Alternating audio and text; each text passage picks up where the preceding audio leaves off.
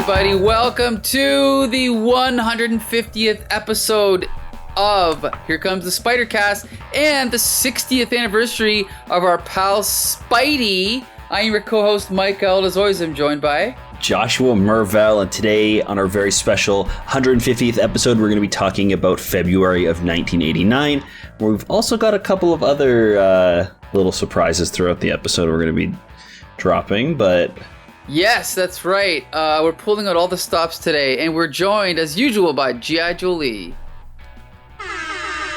Oh, bringing it back. All right. Yes. Here for 150, baby. Wait, 60th? 150 Yes. and Both? 60th. Yep, Oh, 2 and 1. Yep. Oh, yeah, Oh. okay. So it deserves more. Yeah. And we're also joined by Bex Luthor. Brr, brr, brr, brr, brr. Sorry, I tried to pop it up on my phone and my phone crashed because it's old, so it didn't work. Love it. I'm here. Hey. Brr, brr. So yeah, I kind of forgot it was the 60th anniversary. Technically, we're already a month past, but who cares? But yeah, Right. It's the 60th anniversary of Amazing Fantasy number 15, the first appearance of Spidey. So we're kind of celebrating 150 episodes of our show and 60 years of Spider-Man, right? So Right. yeah, we're going to have a good time. And I can say that the timing couldn't be better because officially this is the month, February 1989, that I started buying Spider-Man every month, actually every week, because there's 3 titles.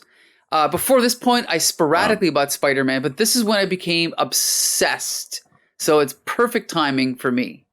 Does anyone else remember when they became obsessed with Spider-Man? Jolie, go ahead.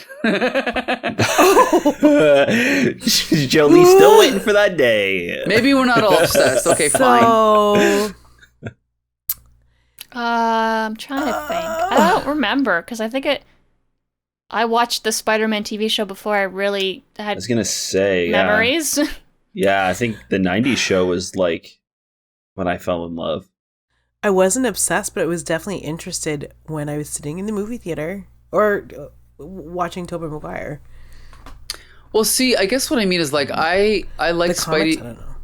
Yeah, like I like Spidey from say around 82ish on, so I would have been like 6 or 7 or whatever.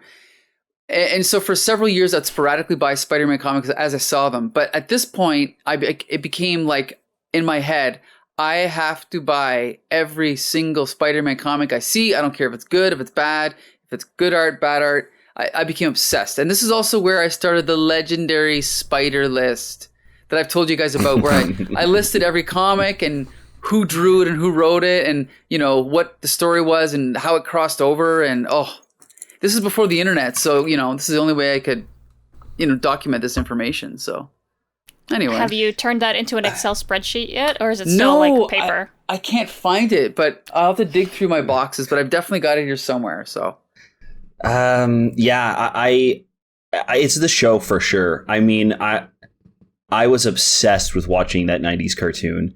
mhm. I had my parents, like when it was time to like redecorate my room as I was like getting a little bit older, I was like, it's Spider-Man themed. Yeah. I had my walls were red and blue. I had Covered in like webs. yeah, covered in cobwebs everywhere. I had like a reading light where I would read my comics in bed, and the cover for the lamp was like spider webs, and it had like a little Nice. spider on top of it. Yeah, I was really into the cartoon, and because I watched it so much, my dad started showing me his like comic collection, and I started reading Nice. like random 80s 90s Spidey comics, and then yeah, it's been like that ever since. And I've never looked back. Well, I think this we're going to prove with these reviews. We're not going to prove, but we're going to explore why I became obsessed, at least, because this is before everyone else became obsessed. But one of the reasons is because this story is the return of the Hobgoblin. I mean, he's already returned like 18 times, Twice. but Mhm. yeah, but this is one of them. And this is also Inferno, which we should point out was an X-Men story where demons from the limbo dimension kind of like came into New York, and they were doing this whole story with Madeline Pryor, with the X-Men and X-Factor, and with the New Mutants, they were doing a story with magic and all that stuff, right? But basically, the background is, I always say this is the Ghostbusters. You know, the last third of Ghostbusters, this, you know, come to Marvel, where New York is haunted, there's demons everywhere, things are going wonky, and it just happens to be a good background for this story. And we're going to start off with Web of Spider-Man number 47, and I believe Josh is going to tell us what happens in this one. Yeah, okay. So recently, Hobgoblin was at Oscorp Chemical Company, and there was like some fight going down, and I think also at the same time the factory was like coming to life because of this whole Inferno thing. Right. So Hobgoblin is looking for something of the Green Goblins. He knows Norman had this thing and he's in search for it. So he's at the chemical company late at night, kind of like, you know, sifting through the rubble, and Spidey shows up knowing that Hobgoblin was going to be here, looking for something. So we kind of have this little fight, but it's broken up by the rubble actually coming to life and turning into this like garbage monster and grabbing hold of Spider-Man, which allows Hobgoblin enough time to escape. Spider-Man easily defeats this monster, and he starts swinging through the city. We cut over to Gloria Grant, who is one of the assistants, I believe, of J. Jonah Jameson at the Daily Bugle. And she is seeing not a werewolf. What's his name? Something Lobo. I can't remember his first name. Eduardo Lobo. Thank you. And we also see Joy Mercado and not Joy. Is it Joy? It is Joy. Yeah. Joy and Ben Urich. They're in the mall, and everything kind of comes to life. Lobo saves Gloria, and we kind of just see that like there's like the whole city is kind of like coming to life and exploding now. We cut over to Peter. He goes to see Aunt May. They have dinner in like her halfway home. Christy's still there. MJ and Peter are kind of like tired of her, so they're like, hey, Aunt May, why don't you watch Christy? So they kind of pawn her off, and they're able to leave. Peter has to head out to see Harry and Liz because of what just happened. So he thinks that maybe Harry might be in danger, and this is kind of where like the final confrontation of the comic book takes place. We see Liz is really concerned. She's on edge. She like jumps when Peter even introduces himself. She says that Harry's in the attic. Something's off about him, and he's kind of like going through a bunch of his dad's old stuff in the attic and, you know, shouts at Peter. And then we hear some explosions from outside, and it turns out the Hobgoblin is attacking Harry's family, and he's kind of threatening them, saying like, give me, I know where, you know where it is. Give it to me now. Just hand it over and I'll be out of here, or your family's, you know, gonna die. You and your wife and your baby. Spidey shows up, throws some punches.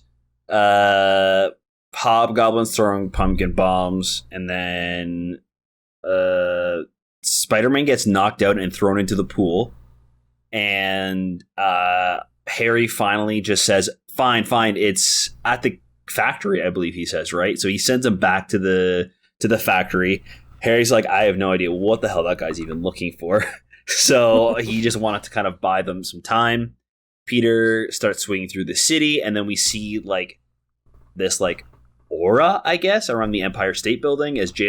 Jonah Jameson is like looking out of the Daily Bugle's windows, looking at like the terror that's going on out there. And then we see finally at the end of the comic, Harry digs through the attic, finding his dad's old costume and pulling out the Green Goblin mask. That's kind of where we end things here. Okay, I'm just gonna say one thing before we get to the quality of the comic. I want to point out Hobgoblin does identify what he's looking for. Correct? He says, Yes. Give me your father's formula.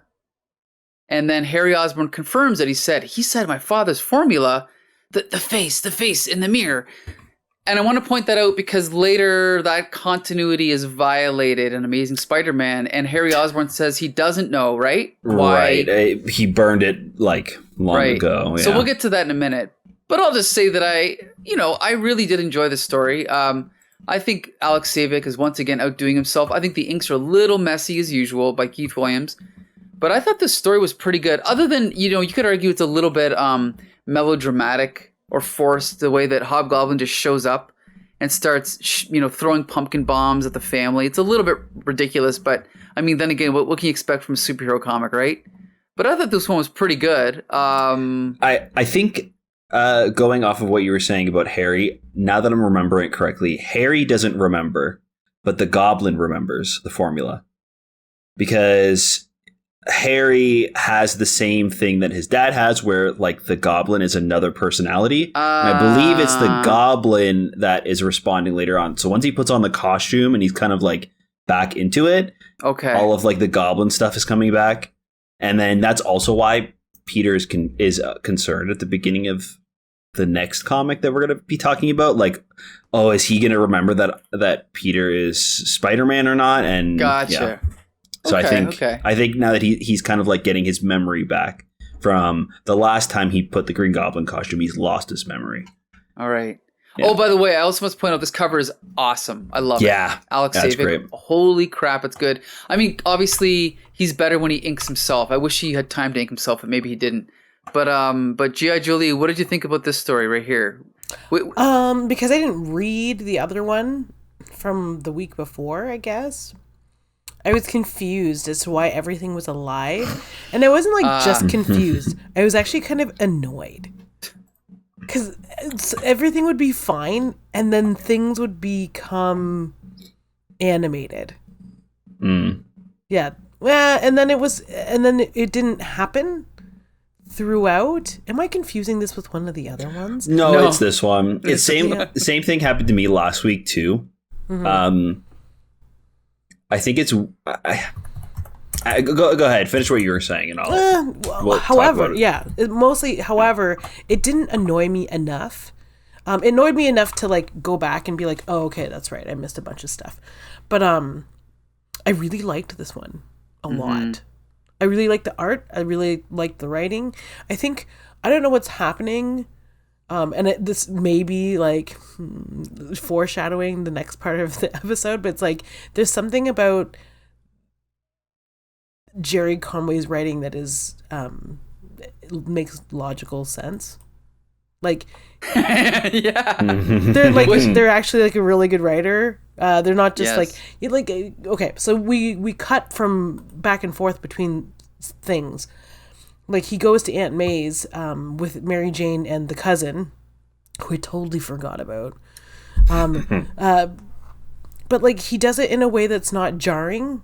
But, however, other people have written the same sort of things, but it's so much more jarring, or it doesn't make sense, or they don't spend enough time there. And here, she's just, like...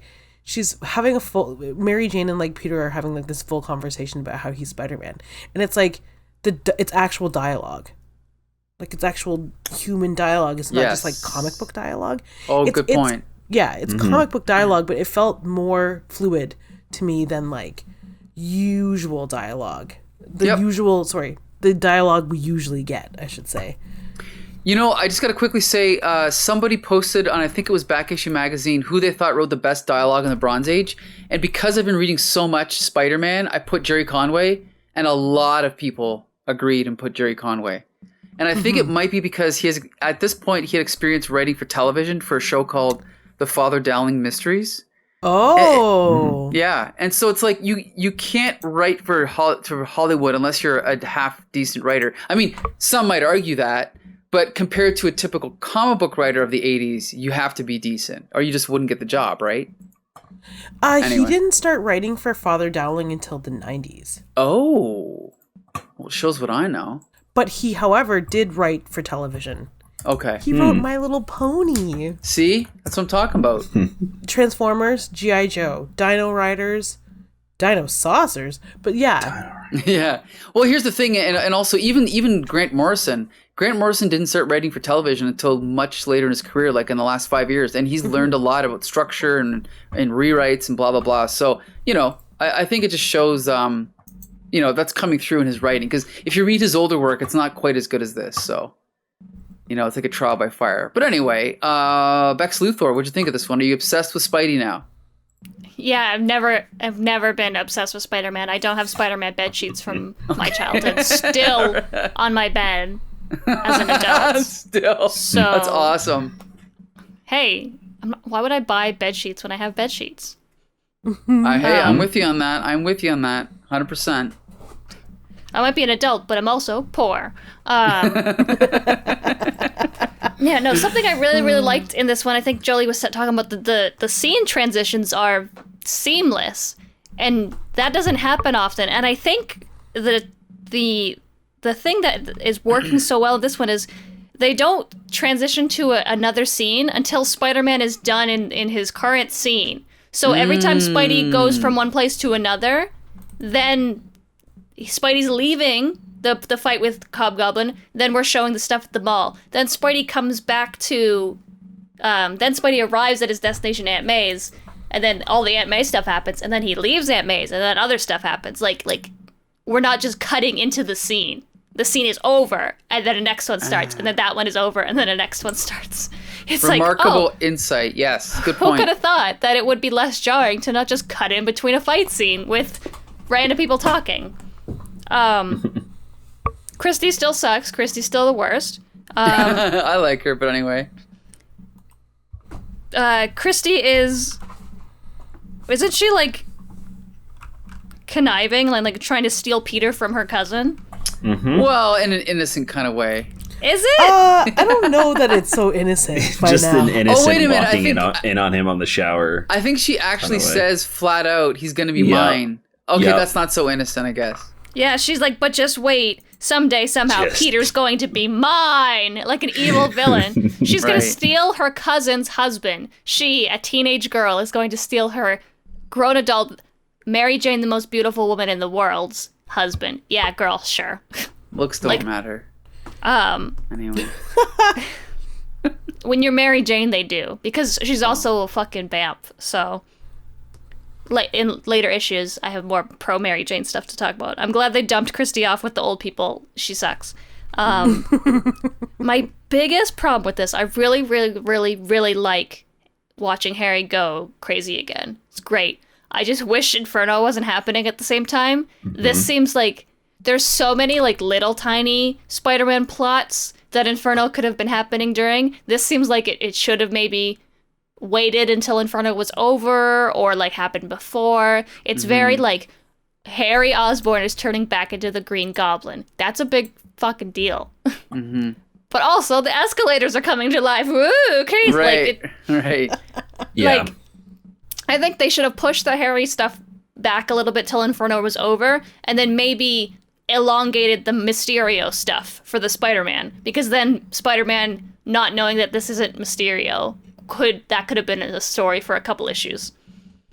But besides that, I love the Harry stuff. It's so good. Just him yelling at Peter in the attic, fantastic. What was the other thing that I really, really liked in this issue? Oh, it was, I think it's on page 16. It's I love little, like, this is my favorite part about comic book art, is there's like Peter and Mary Jane are talking, they're doing the dishes, and then Peter's shadow is Spider-Man. Mm-hmm. Oh yes. And that's cool. Like I'm turning 30 this year, and that's always gonna be dope as hell. I'm sorry, but like I love it. Can I just say how easy that would be to do in the movies? Just take a shadow and that could be really fun. Digitally put the little eyes, and it's done. It's like, oh, or the half Spider-Man face. How come no movie's ever done that? They did it Into the Spider-Verse. They did the half Spidey. Okay, but you know what I mean? Even live action, they could pull it off pretty easy these days. Yeah. But anyway. I think it happens in Amazing this week too. And I took notice of it there, yeah. Yes, it does. Yes, it does. So basically, go ahead. I agree. I think that the Inferno stuff is really kind of annoying in this issue. Mm-hmm. just reading this issue, it feels like it doesn't belong in a Spider-Man comic, or at least like this story that's going on. It feels very out of place. The rubble coming to life, and then the escalator scene is like really needless. It doesn't go anywhere. But I do like the J. Jonah Jameson like tease at the end of the issue. Yeah. I think that works really well. Like, oh geez, this like weird, mysterious thing's happening, and that leads into the spectacular issue, which I think ties in really nicely. So yeah, I think that little stinger is fun, but everything else in the issue, I'm not enjoying this Inferno stuff. See, but the one thing I must say about the escalator is at least it gives Los Lobos a chance to reveal his strength and powers, right? Because remember how Gloria's like, what's going on? And then she realizes, wait a minute, there's something more to this guy than meets the eye, right? So I think that's a cool little part of it. Yeah. They didn't need an entire Inferno story arc to have him save her from an accident. Yeah, like maybe she was... Sorry, go ahead. Sorry. No, go. She could have been like investigating something at the power plant explosion. Sure. Yeah. With like the building being destroyed, and then like a beam falls as Hobgoblin and Spider-Man are fighting, and he comes in and saves the day or something. Mm-hmm. There's plenty of things they could have done. Yeah. I think. I'm just saying it's like the editors were probably like, no, you're using Inferno, figure it out. Yeah. And they figured it out, you know? It's definitely hard to blame the writers of these comics for when these like big events are going on. Right. And I also feel like I might feel differently if I was reading the entire Inferno saga as well. Right. I think it might be cool to kind of like read how it's affecting everybody in this like bubble event, but only reading the Spider-Man, I think it's kind of like in the story. It doesn't really belong with the Harry stuff. So I also told you that this trick worked on me because this made me buy X-Men and X-Factor. Oh, there you go. The Inferno stories. And at the time, as I've said on the show, I thought it was the greatest story ever written. Okay, so it worked on me. It probably would work on me too if I was reading this. Like even now, I would probably buy the entire thing to see what's going on. Now there's one lapse we have to talk about. This one weird page. Did anyone notice this one weird page where the story comes to a complete halt, and Spider-Man and there's like third-person narration about a memory Peter Parker has as a kid of seeing a crab on the beach at Coney Island. Oh. It seems like they got to the end of the story and they're like, oh crap, we only have 20 pages instead of 21. Hey Alex, can you just draw a splash page of him fighting that monster, and then Gerry Conway will fill it in later. And that's exactly what it feels like. What do you think, Jolie? I think I hated that. Yeah. It was like kind of it reminded me of all the worst parts of Peter Parker. Like his weird selfishness that he can sort of kind of be or have. He just gets so involved in like the Peter Parker who is like really self-involved is like terrible to women or the women who like him. That is what this story reminded me of. It was just like a tantrum sort of moment. I'm like, why is this relevant? I don't, or if it is relevant, why wasn't something else written? This is just kind of strange. Yeah. Anyone else notice it or? I was pissed I didn't get to see a crab. Just draw the crab. Also, If we're going to talk about a little crab, I want to see him. Let me see him. Yeah, because Mike's like, maybe they didn't have enough pages. Okay, because they spent one entire page as a splash page. Right. It's a beautiful splash page. However, yes. It's definitely fine. I think when I was a kid, I thought, oh, this is so cool. But now I realize I was just wasting space. But anyway, that's the only... I mean, other than that, I thought this issue was really good. So obviously, I recommend it. What about you, Josh? Yeah, this is a fun one. It's got some weird stuff with Inferno, so I think if you know what's going on, or at least have some prior knowledge of Inferno, I would recommend it. If not, I would probably tell you before I would recommend it to you. All right, Jolie. Yep. You can definitely... I guess I'll recommend it. Okay. Bex Luthor. Yeah, no, I will also recommend it with the preface of, just so you know, in X-Men comic books, there's a demon from hell dimension that's turning all of the things into animated objects. There you go. Now you can enjoy Spider-Man. Okay. There you go. Okay, now we're going to move on to the next chapter in this ongoing story of the Hobgoblin returning. This one's called The Green Goblin versus the Hobgoblin. Perfect timing, considering we just reviewed an animated version of this story last week, right? Mm-hmm. Very appropriate. So yeah, again, this was... Oh, you missed a good one. But it's okay, you can go back and listen.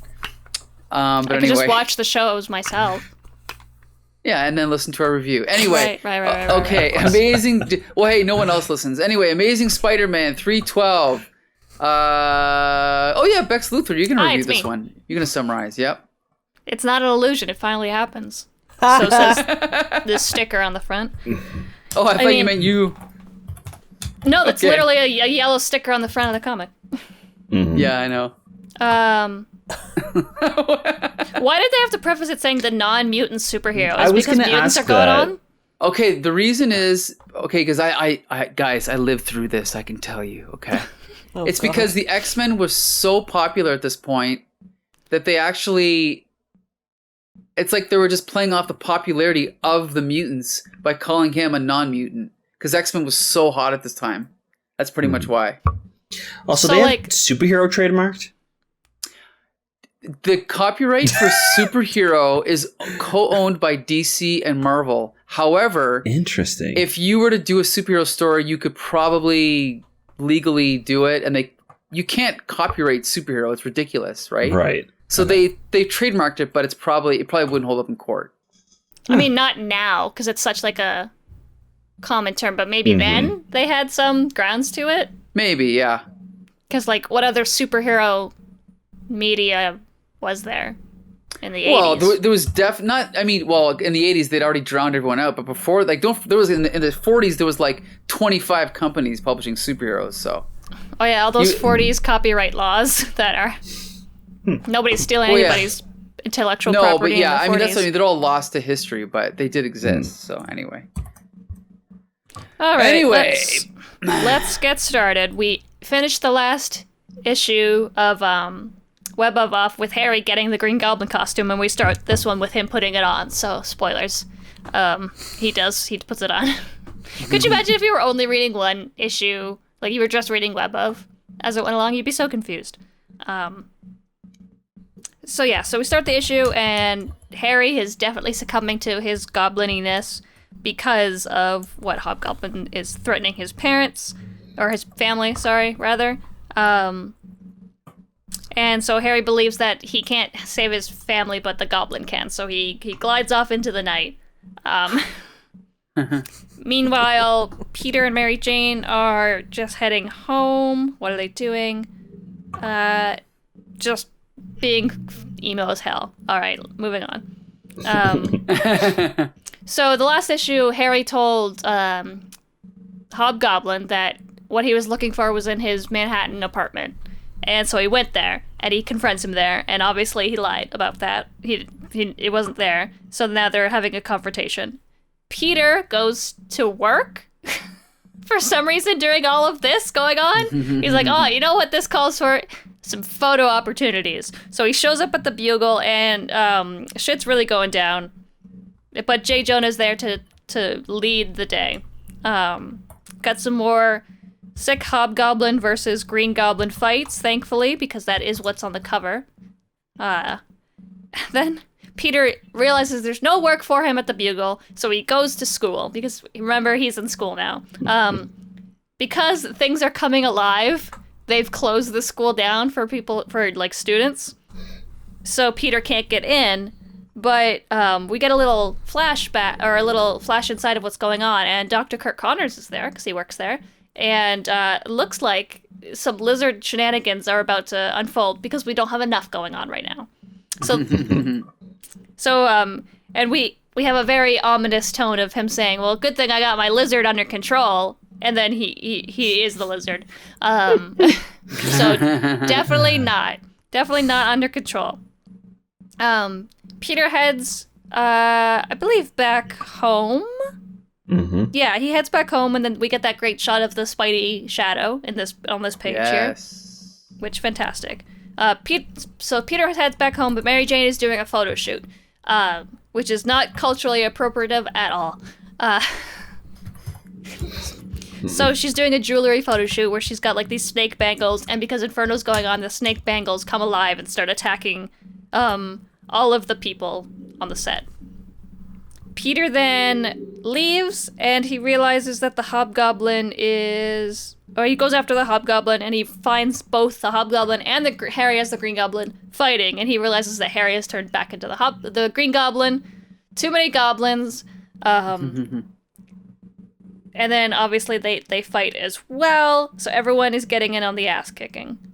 Back to the best part of this comic, which is not Hobgoblin and Green Goblin fighting, but Mary Jane crushing golden snakes with a fire axe in a gown. Wonderful, just fantastic. So we keep flashing back between Peter and Mary Jane, and Mary Jane's problems are not important, but less important than what's actually going on with Harry and the Green Goblin and the Hobgoblin. Sorry, I lost my place. Are they just still fighting?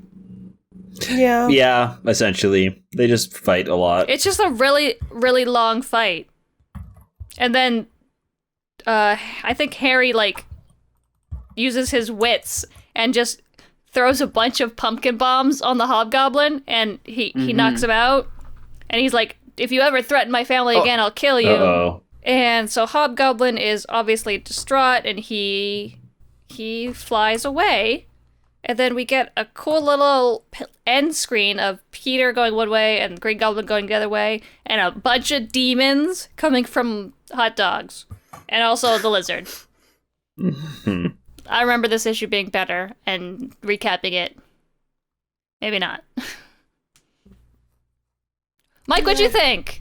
Okay, it's funny you should say you remember it being better, because again, this was the month where I started being obsessed with Spider-Man, but when I reread this as an adult, I was pretty disappointed with this issue, especially compared to the other chapters, right, of the Hobgoblin story.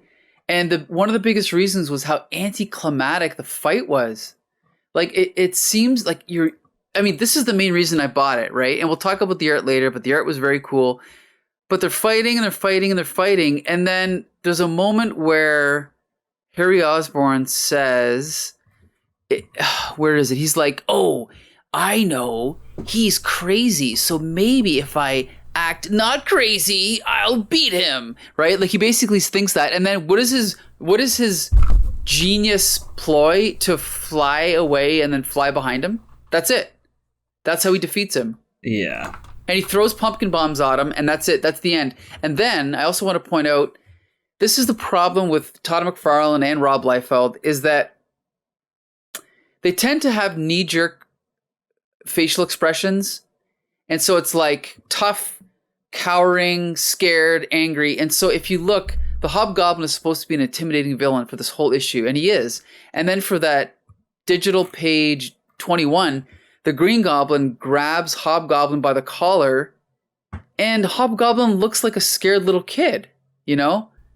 And Green Goblin's holding him up, and Hobgoblin's kind of cowering, and then Green Goblin calls him an idiot, and it just seems really out of character, you know? It's almost like McFarlane needed to be reined in for that one panel. I don't know, I just didn't like it. And again, the fight was anticlimactic. There was a lot of really cool elements in here, like foreshadowing the return of the lizard, and the way that McFarlane draws the Green Goblin and the Hobgoblin is incredible. But overall, I thought it was kind of a flimsy story. Josh, what'd you think? Yeah, I wish that something cool happened in the fight. Right. This is like a big moment. So I kind of, like, the first time that the two goblins are facing each other. So I am kind of like expecting it to be like a big battle and to kind of like drag on a little bit. And I'm here for it.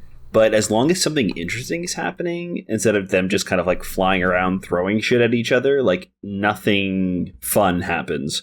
And then like the idea of him like faking running away and then coming back is kind of like an interesting idea.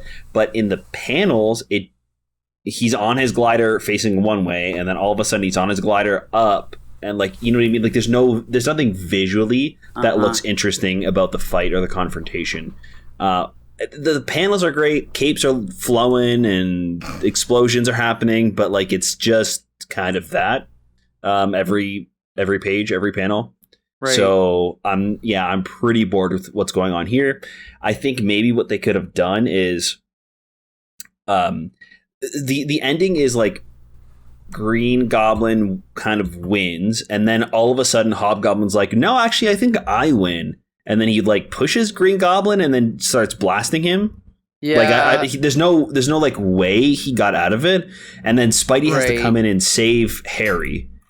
I think it would have been way more interesting if Green Goblin was actually able to threaten Hobgoblin and he runs away at the end, and Peter was somewhere else. Maybe Liz is in danger, like Hobgoblin has captured Liz and something's happening with her, so he has to like race across town to save her while Green Goblin is fighting with Hobgoblin. So there's kind of like this multiple thing happening with like building the anticipation of what's going to happen at the end of the comic.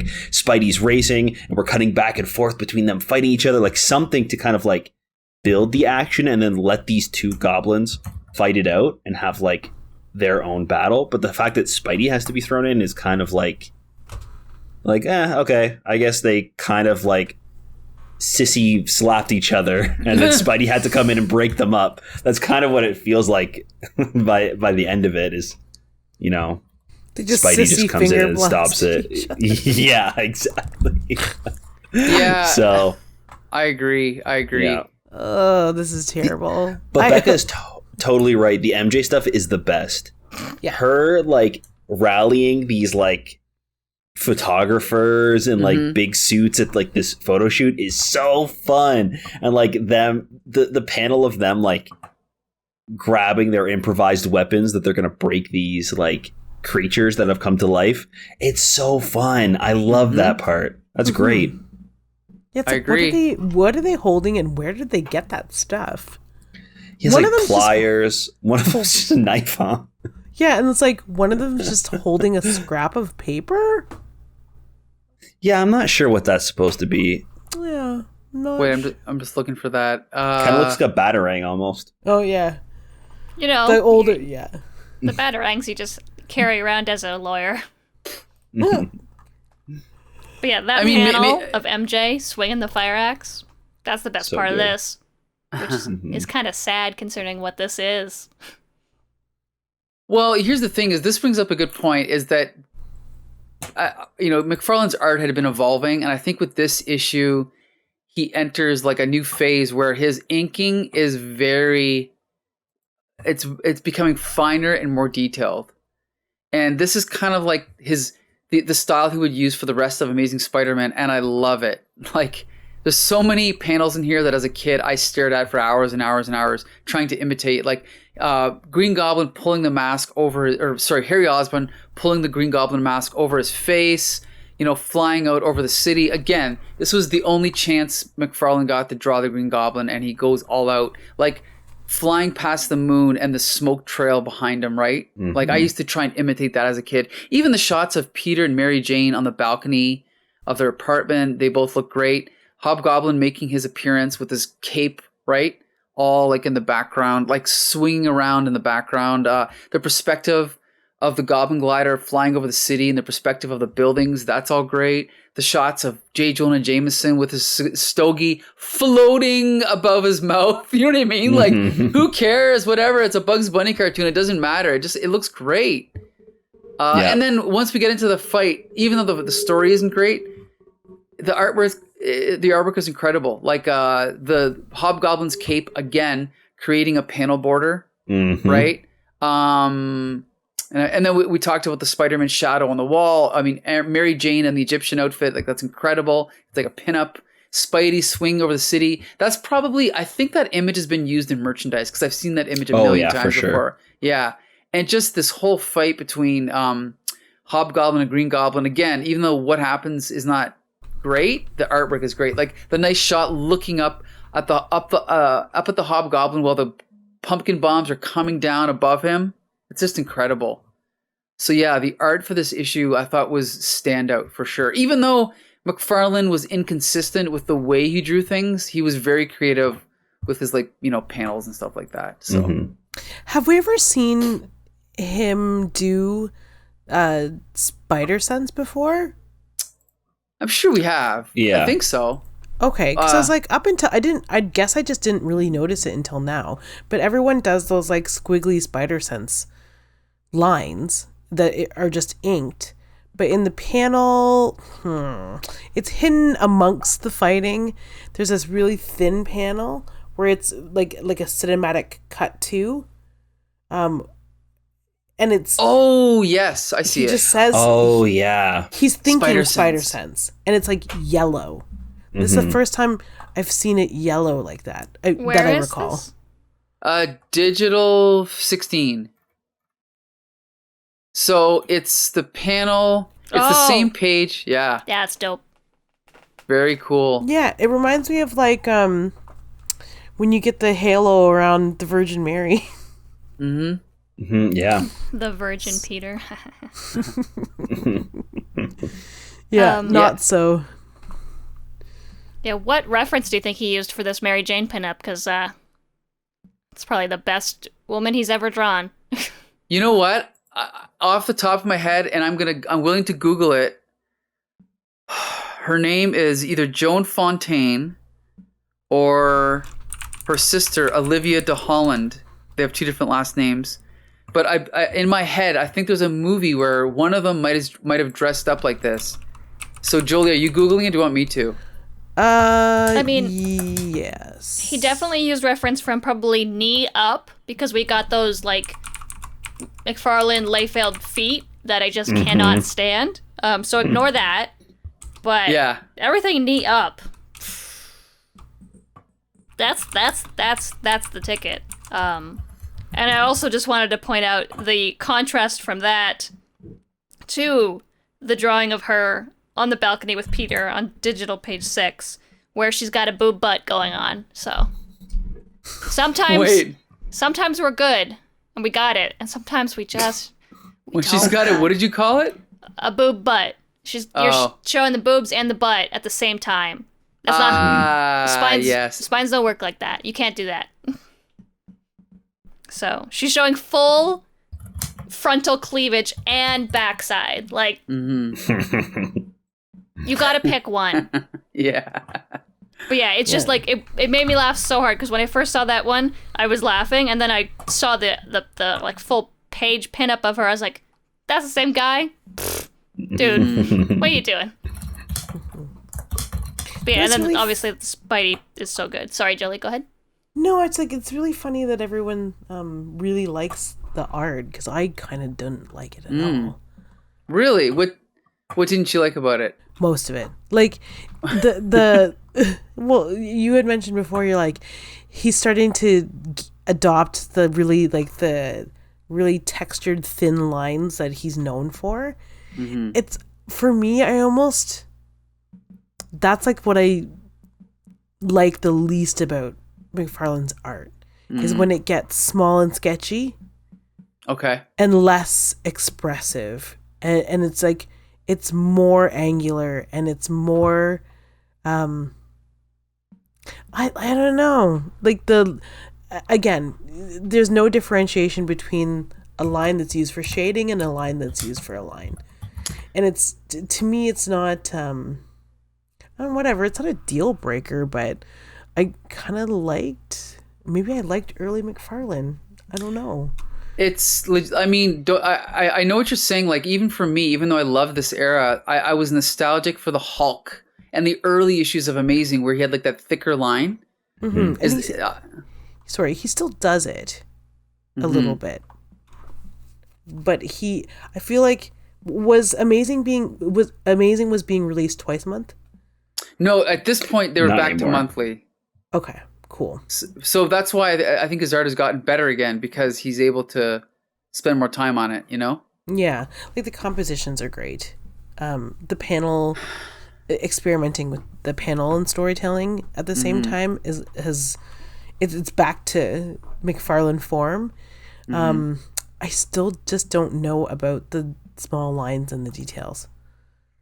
I mean, in my opinion, I know exactly what you mean, but it's kind of like, to me, once he decides to use that style, as long as he's consistent, and I'm not comparing him to Mobius, but Mobius had a style where he didn't really vary his line that much. It was more about it was more about the marks and the horror vacui of it all. And this is just like course. I don't know what that means, but anyway, go ahead. Yeah. But yeah, there's different styles. Yeah. And by the way, while we're sitting here, this is probably what I was thinking of, but it doesn't really look anything like Mary Jane. This is Joan Fontaine from a movie called Something to Live For. But I mean, I think it's just more just like Joan Fontaine is beautiful and Mary Jane's beautiful, so that's why I think they look like each other, even though they don't. Mm-hmm. You know what I mean? The pose is pretty similar. Like it's like hand on hip and then like one leg. Yeah. It's Yeah, definitely it could be. old Hollywood. That's there's probably a different old Hollywood actress I'm thinking of, but this definitely looks old Hollywood for sure. Yeah. Well, it's very, I know he must be doing it from reference for it to look. Yeah. Just the anatomy to look like this compared to everything else in the issue. Yeah. Well, to be fair, even the very next panel, she looks like Aunt May. She looks terrible, right? Yeah. Like that's not Mary Jane. So that's what I mean is he's a good artist, but that's one of the signs of being a professional is to be able to draw a consistent, like a character, consistently every panel, and he can't really do it, right? Anyway, I'd get raked over the coals for calling him unprofessional, so I'm just going to drop it Even there. if you like the page before the full Mary Jane page with the Spider-Man shadow face, there's like a close-up of Peter's face, and it looks pretty decent, and then there's like the smaller versions that are just abysmal. They're awful. Those two at the bottom left, yeah, you're right, they're garbage. They're garbage. And it's like noticeably bad. Like just like shade his face. So if you can't draw the face, like it's nighttime, it could be dark. Yeah, that's a good point. The shorthand goes back- he's bad. I remember I met Ty Templeton at a comic convention when I was like 12, and I remember him saying, most young artists can draw superheroes posing and flexing their muscles, but can you draw someone standing at a stove cooking eggs? That is the challenge. Like McFarlane can draw Hobgoblin flying around on a goblin glider, but he can't draw Peter Parker standing in a doorway, right? Like he can't. So Well, I mean, he did. He just didn't do it well. yeah, Right. yeah, he just- exactly. Is missing half his torso, and for some reason his leg length are off, and he's got just the pudgiest little face, and I don't think his arm lengths are right. Right? I think he just compensates. He's like, well, I can't draw Peter well, so I'll just draw Peter with his shirt off. Well, I You know think what? this is the Fair. I take it back. Sorry, Mr. McFarlane. I take everything back. You know what? Correct choice. Just draw him without his shirt on, and we're all happy. Or at least I am. You know, the thing is, it's easier to do. I'll gotta be careful how I say this. Jack Kirby's my favorite artist, but it's easier to do a bad Jack Kirby and get away with it than a bad Kurt Swan. And if you don't know Kurt Swan's a very subtle artist, and he can draw someone just standing there cooking eggs. It's because he understands the subtleties of human anatomy. And the thing with McFarlane is he's really good at drawing people fighting and flying and jumping around. But even the big close-up of the Hobgoblin when he's looking up, he's really good at drawing things like that. But could he draw a more subtle emotion or a more subtle pose? I don't think he could, you know? Well, and that's the difference, right? Between all of these good and bad artists that we've been kind of like looking at through the issues. And it's something that was taught to me in drawing class. You have to understand anatomy for you to be able to destroy it. McFarlane would be great at destroying anatomy or, quote, adopting a stylized version of whatever, like, or creating a style of his own, but you have to understand anatomy first. And that goes bone, muscle, meat, skin, because all of those things inform where the shadows are, which in turn inform where your lines fall, or how much of her thigh. Honestly, that's a great shot of Mary Jane, but what is up with her leg? Yep. Like, you know what I mean? Right. It wasn't in the reference picture. That's why he had to. Right? Yeah, that's the one part he faked. Yeah. Yeah. Because it's like the dress wasn't open in the picture. So, but he exactly. wanted to draw a slit. But how much of, again, like Becca said, this is definitely from a picture. Because if he knew what the anatomy of the human, like, femur, is it? Just, what is the big thigh one? bone? The big one's the femur. Yeah, I think it's the femur. Like, that area, it's not that hard to draw. It is just a line. But he doesn't know that. So he didn't draw it. And he sure as hell didn't ink it. Like, there's two opportunities to screw it up. And he screwed it up both times. Like, he had to pencil and ink this. So he's a great artist. He created this style that is all his own, and that he should be praised for that for sure. And I like McFarlane, but there are just small things that are like, this guy's, this guy could be even better at what he does if he just knew what was underneath the skin. Yep, I agree. But again, all these image guys became millionaires by the time they were in their 20s or 30s, and so they don't care. They don't need to learn anymore, right? No, because they knew how to draw half-naked women. And that's it. Russ Heath, where are you when we need you, Can't right? draw Anyway. what you can't see. Obvious. Okay, so despite everything we've said, I still recommend this issue. I consider it a classic issue of Spider-Man, even though it's heavily flawed. Josh, what about you? Oh, I don't know. I'm kind of like 50-50. Like, I kind of enjoyed reading parts of it. I like McFarlane's posing, and again, how he's telling like a story through all the panels is very great. But I just was a little let down with this whole Goblin versus Goblin thing. So it's kind of like okay, I'd recommend it maybe. G.I. Jolie? Is Goblin versus the Green Goblin the new we're gonna reveal to you the Hobgoblin joke? Like, You mean like they're just going to keep fighting? they're just going to tell us they're going to keep fighting, and then they do it, and it's terrible. Actually, I don't think it happens very many times after this, but we'll see. Yeah. And then again, we should point out this was the first time we've seen Harry as the Goblin in like 15 years, so it was a big deal. Yeah.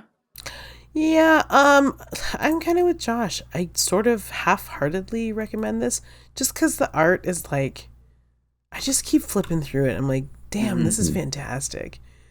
Because he understands, oh my gosh, composition for sure. And like, And design, yeah. yeah. But, I don't know. Yeah, I just don't hate it, but I don't love it either. It's just kind of like, yeah, it was a fine Spidey comic. Yeah, it's part of an ongoing story. If you accidentally missed it, you probably didn't miss much. That's it. You probably picked this up because of Inferno if you were reading it when it came out. Again, the best part of it is the Inferno part. So. All right, Bex Luthor. Look, same thing. You know what? I was gonna say same thing. It makes it hard to recommend it. But unfortunately, I'm a pig, and Mary Jane's hot, so yeah, I recommend it. It's just for that. I'm sorry. I was gonna be like, oh, the butt boobs and the bad writing and the whatever. Nah, it's Fair. shit. Pretty lady. Read the book. Also, the capes are cool. I'm such a 12-year-old boy when it comes to this kind of stuff. I'm like, my half the back of my brain is like your principles, and I'm just squishing it down. And I'm like, yeah, but the capes are cool. Shut the fuck up. So it looks cool. I like it. It's fun. I just wish the fight was cooler, and it takes up so much of the book. Understandable. All right, but guess what? We're gonna move on now to Spectacular Spider-Man number 147, where Inferno continues. Yay. Yes. And this is written by Gerry Conway and our pal Sal Buscema. And I'm just going to read the cover here. Spidey and J. Jonah Jameson fighting side by side against a demon horde when the bugle blows. Plus, wait till you see what happens to the Hobgoblin. Well, little Mikey boy was so excited he had to pick this sucker up to find out what happens inside. And look at this. First page. We've already talked about the art by Alex Saviuk and Todd McFarlane, but look at this opening splash page by Sal Buscema. I think it's incredible. But anyway, Hobgoblin is recovering from his battle with the Green Goblin, and maybe Gerry Conway wasn't quite sure what happened because, you know, they might have been written out of order. But it's funny because he admits that he was defeated, and then he says, imagine Harry Osborn putting on his father's costume and fighting me with his father's weapons. Me, the Hobgoblin, what a joke. The funniest part is he beat me. If it weren't so humiliating, it might be A, and then he gets attacked by some demons. So obviously that dialogue could have been added in later because maybe he didn't know exactly how the fight turned out. But anyway, he gets attacked by these demons. He shoots them with his finger blasters. And then he sees the, what's it called? Empire State Building that's grown past its normal size. And then he gets an idea. He's like, it's of no concern of mine as long as you leave me alone. And then he's like, dressed like demon indeed, as if I'd want to be one of you. I wonder. So he gets an idea. We'll find out what the idea is later. So then meanwhile, we cut back over to Spider-Man swinging through the city as Inferno is happening. We see ghosts attacking the citizens of New York. He gets knocked over by this gust of demon wind. And then he lands on a gargoyle that actually ends up coming to life and attacking him. Then he falls down and he's been bitten, so he's kind of like bleeding. He makes his way in a stupor. He makes his way to the Daily Bugle. And inside, it's like a war zone. There's destruction everywhere. And we see J. Jonah Jameson holding like a 2x4. And then like Joy Mercado's in the background, Ben Urich. And they're all kind of like, again, they're kind of getting ready for the next battle. They don't know what's going to happen next. We cut over to Mary Jane. Now, here's a nice little bit of continuity. She's actually in the same outfit, doing the same photo shoot as she was in Amazing Spider-Man. She's dressed as an Egyptian, and they're getting attacked by demons here. And Mary Jane is leading the way and fending them off. And meanwhile, the producer or photographer or whatever he is cowering like a little baby, right? Like screaming. And Mary Jane is fighting off the demons with her staff or whatever it is she's holding. Meanwhile, we cut over to Green Goblin, who's also battling some demons, like a water thing that kind of comes to life. And he's trying to make his way back to Queens. And as he's flying through, it cuts over to Joe Robertson, who gets attacked by a guy with a chainsaw, but he uses his walking stick to trip him and knock him over. And then for some reason, I actually forgot about the scene, but the crowd is kind of like almost, I don't know why they're attacking him. Did they explain that? They're not possessed, are they? I don't even remember this part. Well, all their eyes are funky. I thought they were possessed, maybe. Okay, I think they're possessed. I've only read this 75 times. But anyway, so then we cut back over to the Hobgoblin, who, again, he had like a little eureka moment earlier, and now he's got a plan. So he's gone to the Empire State Building, and he's looking for the leader of all the demons, and his name is Nastor. So he's looking for Nastor. And Nastor is this demon with kind of like a horse head. And Hobgoblin's like, I want to make a deal with you. I since you're a demon and I know how the rules work with demons, I bet that you're after human souls. So he's like, what if I give you my soul? And Nastor's like, ha ha ha, what would I want with your soul?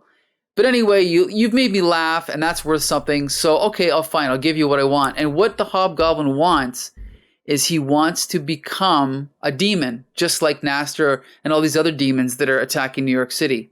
So Nastor kind of like waves, a magic spell and shoots Hobgoblin, and Hobgoblin recoils in a classic Sal Buscema pose where he's kind of just like flying through the air like a straight line, but his head is bent back, and I find it really comical, but Sal Buscema used to do this a lot. It's pretty funny. And then he goes flying through the air, like disappears over the horizon. Then we cut back over to Spider-Man and J. Jonah Jameson and the rest of the employees at the Daily Bugle attacking all the demons, and now they're realizing that the demons just explode when you punch them. So they're hitting them all with 2x4s and whatever else they can get their hands on. They end up fighting off the demons, and then there's a little gag where J. Jonah Jameson is so upset that he ends up biting his cigar in half, and then Spider-Man is laughing so hard he ends up passing out. And that's kind of like a little funny moment. But then we cut away back to Hobgoblin. Hobgoblin is kind of passed out in this like swamp, I guess in Central Park or whatever it is. And he's like, he like wakes up. He's like, what's wrong? My eyes. What did he do to my eyes? I can barely see. And the colors, the light, they're all wrong. What did he do to my eyes? And then he rips off his mask. And on the next page, we see revealed the new face of the Hobgoblin. And now Jason Macendale is an actual demon, and he has a demon face, which looks remarkably like the Hobgoblin mask, which is a little confusing. But the key thing is that he has kind of like snake eyes, like demon eyes, like eyes with like those snake-like slits, right? And he has like a lizard tongue kind of thing. So it's a very cool final shot revealing his face, and I love it. And I love this issue. I thought, again, reading them all, the two Gerry Conway penned issues definitely are better than the David Michelinie one. And this one's probably my favorite of the three. I really enjoyed this one. Bex Luthor, what'd you think of this one? Yeah, no, this is the best one, I think, out of the three. It's the best story, it's the best melding of art and story, and it's the best Inferno Spidey crossover, because it's not just the escalators are alive. Like, it actually is the story. For the most part, like, it's unfortunate that Harry stuff kind of goes to the side, but it's the demons taking over New York is the story of this one. Good point. Love this. I love Mary Jane rallying the troops and infighting. I love the Daily Bugle just demolishing these demons. I love Jason being like, I'll give you my soul, and the demon's just like, that's dumb, but here you go. Like, I love that he just went to him, this demon king that he's got no concept of what's going on at all, but he's like, I would like some power, please. I love how stupid that is. I love how stupid Jason Macendale is. He's so dumb. He's a dumb Dumbo, and I love him. Yeah, no, it's a great issue. The flow is good. The tension is good. You're like, you don't, the reveal that the demons can just be exploded is great. It's a nice to catch up on what's going on with all of our other friends. Like, what's going on with Joe Robertson? Oh, he's getting attacked got people possessed by demons. That's fun. Good for him. And I love the reveal of, like, it's a demo goblin, right? That's what they call it. Was it just Demon Goblin? Mm-hmm. Yeah. Oh, there's no N. It's Demo Goblin. So I've been reading it wrong the last 40 years? Yes. Hold on. Well, honestly, what's the demon's name? Because I've literally never pronounced it before. I've only ever read it. I'm like, You mean Nastor? Yeah, Nastor. For some reason, my eyes just go Nazareth every time I read past it. And I'm like, that's his name. That's it. That's the demon of Nazareth.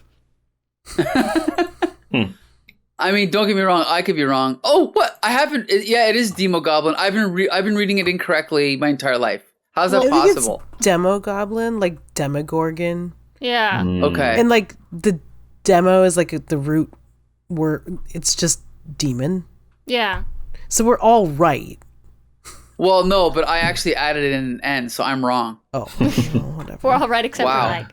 Well, I was reading it as Dark Seed my entire life until, like, I met you, Mike. Like, just It's just those weird words that you never hear spoken, right? Right.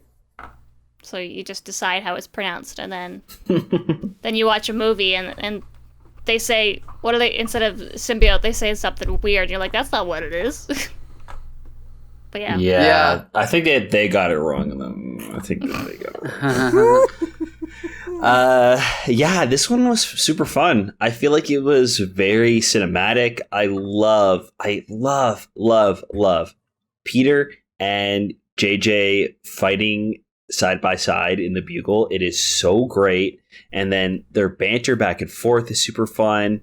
The ending, on like the two cliffhangers of the ending, both the Demo Goblin and the fact that like J. Jonah Jameson says something and it makes Peter laugh, and then his like broken ribs and like bleeding makes him pass out from laughing, and like even like the fact that he's like just grabbed tape to like bandage himself up in like the heat of battle. It's so I don't know. It's very. I can see it happening in a movie where like demons come to Earth and are fighting superheroes in New York. Like, I don't know. I was really enthralled by the story and was really enjoying this. This is how you do a crossover event with a character. Like, if you're going to do it, just full on do it. There's none of this, oh, by the way, this thing came to life. Anyways, Harry's having a real bad day. Right. Yeah. G.I. Jolie, what do you think? I like this one too.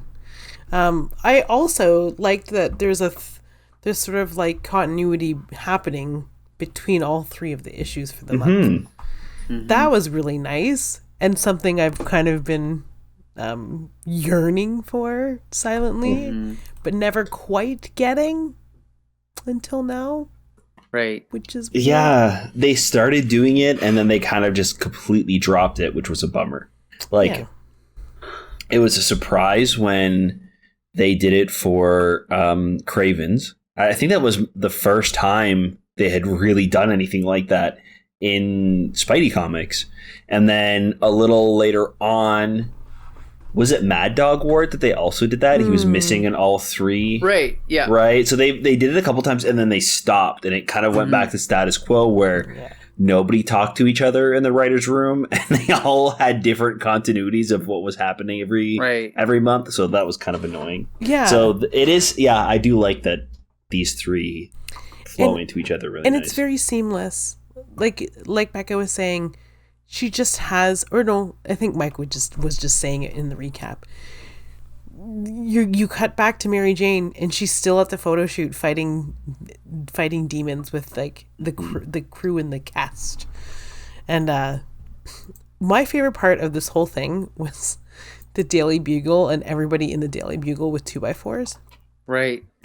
What? So their weapons of choice are 2x4s, which they happen to have lying around the Daily Bugle. Oh, I figured it was like wreckage from like the broken desks and stuff. That's what I figured it was. Okay. Yeah, like desk legs and stuff.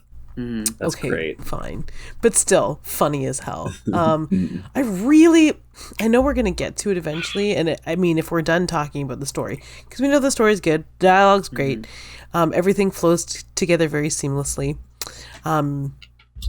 throughout, and then with the 3 issues all together. But like the art is phenomenal. Yep. Like, I like Todd McFarlane. He's great. But like, I love Sal Buscema, or Sal Buscema, however you pronounce his last name. I think it's Buscema, yeah.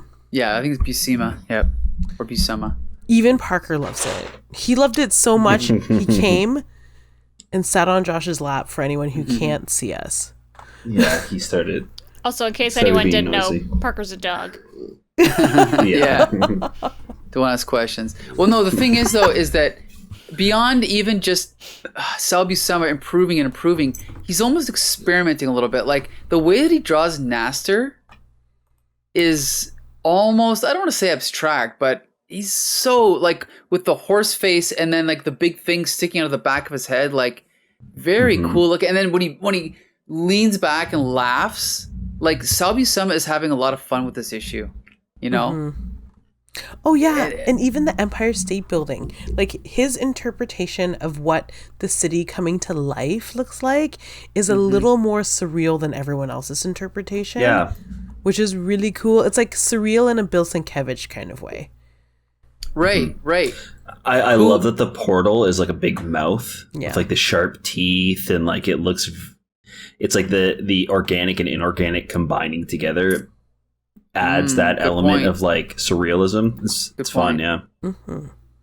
Yeah, I'm glad you mentioned Bill Sienkiewicz because apparently I didn't know this until many years later, but Bill Sienkiewicz is who he was kind of inspired by to adopt this newer style, this more like angular lines and, you know, like the fine lines and stuff.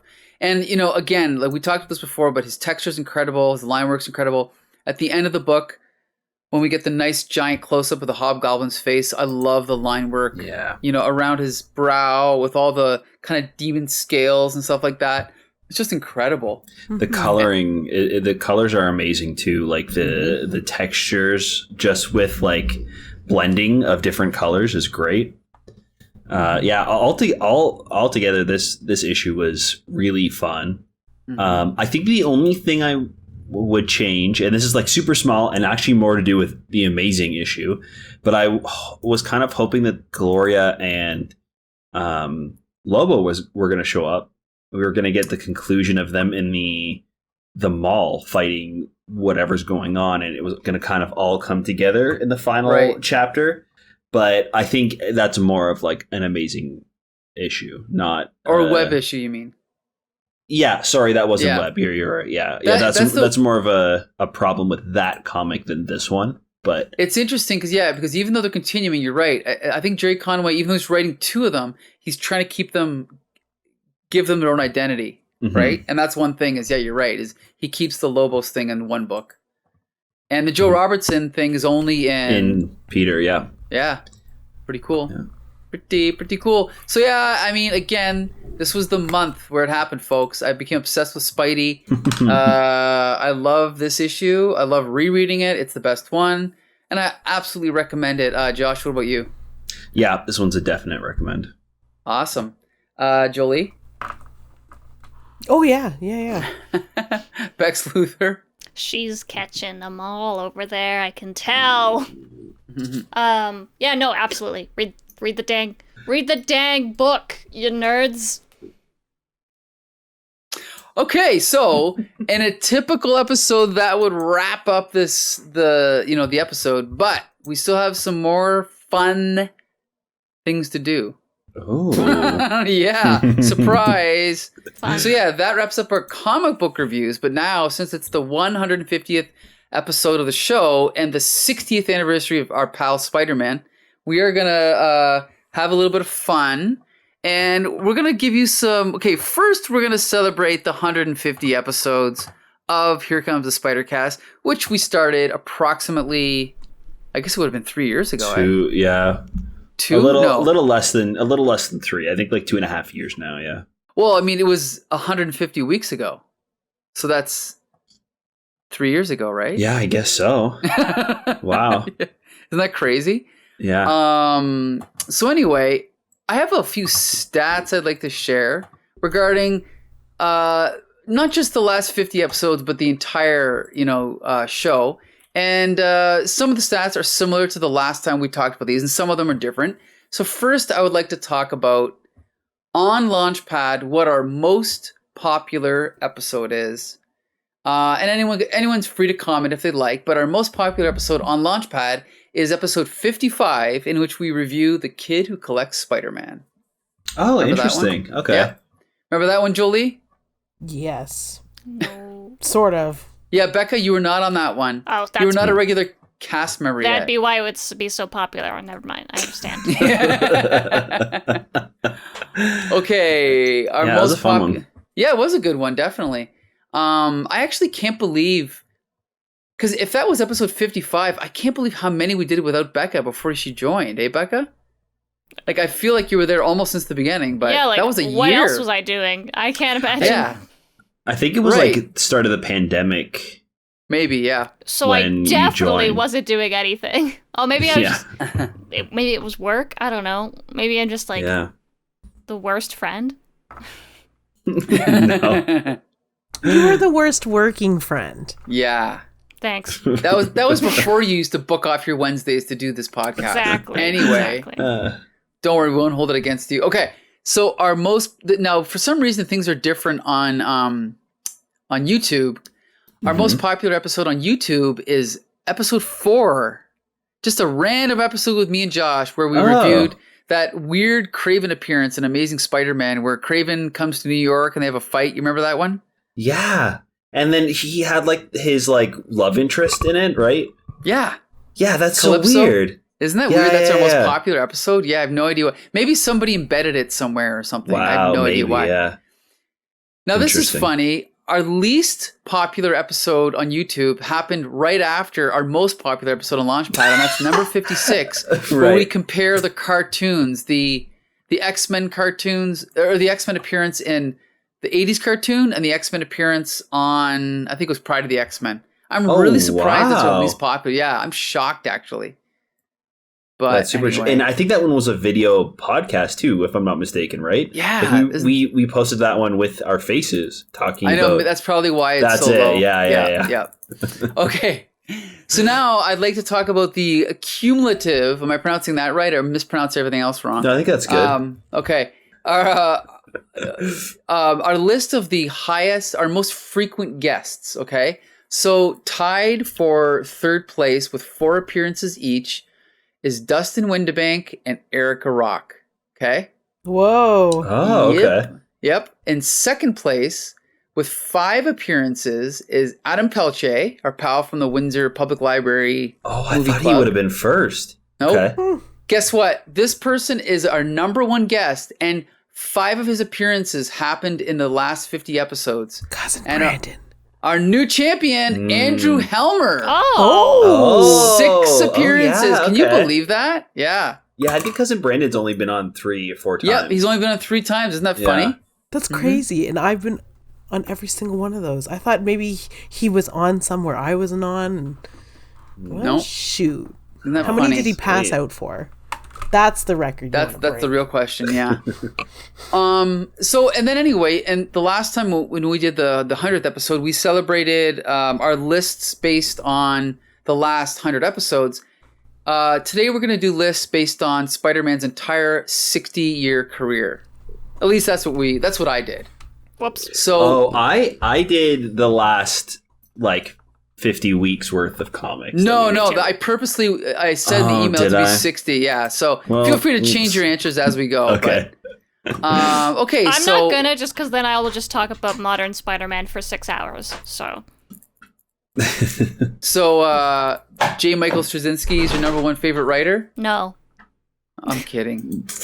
That was a diss against J. Michael Straczynski. Anyway, okay, so I'll just tell you guys my favorite Got writer. him. This one was really, huh? I said Yeah, I God. know. I could, 'cause he's listening. My favorite writer. It's kind of hard to argue with this, but it's actually 2 people together. It's Stan Lee and Steve Ditko, because they created the character. They wrote the first 38 issues together, and no matter how much I love Spidey since then, I think, they created almost all the supporting characters, all of the classic villains, and most of the classic stories. That I find that even the newer stories that I really love tend to be influenced by the ones that Stan Lee and Steve Ditko did together. So that's why they are my favorite Spider-Man writers. Okay, we'll jump to Josh. Josh, who's your favorite Spider-Man writer? And we should preface this is only in the past 50 weeks worth of reviews. Yeah, so I actually chose Louise Simonson, Whoa! which might, yeah. So she jumped in. This might be a little bit past the past 50 episodes, but she jumped in and saved Marvel Team Up. If you remember that, Yep. she jumped in the last few issues, and we were like, "What? Marvel Team Up's good now?" And then it ended. So we were pretty disappointed, but luckily she jumped on at the beginning of Web of Spider-Man and kind of really jump-started that. And I really liked a lot of those issues. That was like the start of the Vulturians, and we had like that Vulture arc, and I think it rolled into maybe the return of Doc Ock. So yeah, she was like some of my favorite comics from the past little while of us reading. And I originally had J.M. DeMatteis for like Kraven's Last Hunt. That was great. That's what I put. But like, yeah, he's got some really great ones, and then he also has some like ones that I feel like he doesn't put as much like heart and soul into. You know what I mean? Like he has like some that he's super passionate about, like Kraven's Last Hunt. He wanted to make for years and years and years, and he tried to make it for Wonder Man, and then he was writing on Batman, and he tried to make it like a Batman and Joker story, and then he just like was building the story for so many years, and then finally he had the chance to tell it on Spider-Man, and it was like this huge, amazing story. But then there's other times, like again going back to Marvel Team Up, where J.M. DeMatteis is kind of like, it really feels like a big commercial a lot of the times, like the comics, or like it just doesn't feel like it has as much heart. So I went with Louise Simonson because I feel like she had the most consistency throughout the past little while that we've been reading. Whenever she shows up, it's usually a really good one. Well, she hasn't shown up since Web, those first few issues of Web. Yeah, I think so, yeah. But I mean, at least it stood out for you. That's good. Yeah. All right. G.I. Jolie, do you have a favorite writer? Either from the past year or 60 years? I'm going to go from the past year. Okay. And I thought about this really hard, and then I didn't think about it for a while, and then I thought about it again when I was like, have I changed my mind? No, I haven't. And I'm going to say it's Gerry Conway. Yeah. And it's based on these last few issues. I just can't get them out of my mind, how much I remember. And I remember nothing. But, however, I remember, when I remember liking a book, I'll go back and I'll find it. It's like, oh, it's Gerry Conway. Mm-hmm. So, yeah. Yep. Including for no particular reason other than I understand Spider-Man. Right. Which makes Becca want to reread The Death of Gwen Stacy again, written by Gerry Conway. Right, Becca? No. If you could see her face right now, listeners. Anyway. Okay, Becca, tell us your favorite writer. Let me guess. Gerry Conway. Sure. Look, I'm not going to blame The Death of Gwen Stacy fully on Gerry Conway. But it's mostly I think it was his idea. Yeah, so. It was his idea. Anyway. No, I wrote down, because I apparently can't read also, and I only picked the last 50 weeks of Spider-Man 2, because I checked the email, you wrote all time, and I didn't see that, and I just... Yeah, looking at it now, I'm like, oh, yeah. It didn't say that. Okay. So what we've learned so far is that on this podcast where we all read things, none of us can read. 50% of us read, yeah.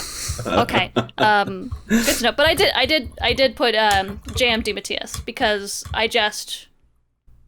the last half of Spider-Cast, basically that's the thing that stood out to me as, just from a writing perspective, one of the most creative comic book stories. It's poetry, and I love it to bits. And it will always be one of my favorite Spider-Man stories of all time. I honestly enjoy a lot more modern Spidey comics, but I couldn't really tell you a writer that I think is great. Mm-hmm. But yeah, I'm like looking at J.M. DeMatteis's his IMDb page, and he's written for a lot of cool stuff. Yep, Justice League Unlimited, right? Yeah, Justice League Unlimited, Legion of Superheroes, which I keep trying to get Mike to watch, and it's amazing. I will. Batman Brave and the Bold. He wrote the Justice League Dark movie that I really, really, really, really like. Interesting. If I'm not mistaken, he might have also worked on the Spider-Man 90s show. He might have been in there, yeah. Like as a consultant or something, even. He did the most recent, the 2017 Spider-Man show. He wrote episodes 4. There you go. So that's fun. Just League Gods and Monsters. Yeah, there we go. No, yeah. So that kind of stuff is what I really like. Oh, that's why I wanted. Yeah. The Ben Reilly Spider-Man stuff is written by him. The new stuff. Is it the new stuff? Okay. The Ben. Yeah. That's he was also I think one of the creators of Ben Reilly in the 90s when that was like he was one of the ones involved in the Clone Saga. So him taking over for Ben Reilly now is kind of like him bringing him back. I must point out for those Bronze Age fans that have given up on Marvel and DC, as we just said, J.M. DeMatteis is still writing here and there, and so is Gerry Conway. Like, Gerry Conway did the Carnage series a few years ago, which was really good with bad art. He also did, I think Gerry Conway wrote Renew Your Vows, which I didn't read. Did anyone else read Spider-Man Renew Your Vows? I think so. No. Okay. Again, it's not something I'm interested in, but because he wrote it, maybe now I'll dig it up. We'll see. Let me see if it's the one that I'm thinking of. Yeah. Okay, so now we're going to jump to artists. And again, for me at least, this is of all time. And to me, any answer that's not this answer, I'm going to have to say is probably wrong. But it's John Romita Sr. He is so far above everyone else. Like, you could argue Steve Ditko because he co-created the character. But John Romita Sr. defines Spider-Man for every age. Every version of Spider-Man is either imitating him or purposely going against him, which is what McFarlane was doing, purposely going against them to be different. But John Romita Sr., for those that don't know, he drew Spider-Man from about number 39 to about 100-ish, and then on from there, he did the daily strip. He inked the book for years. He became Marvel's art director. He did covers.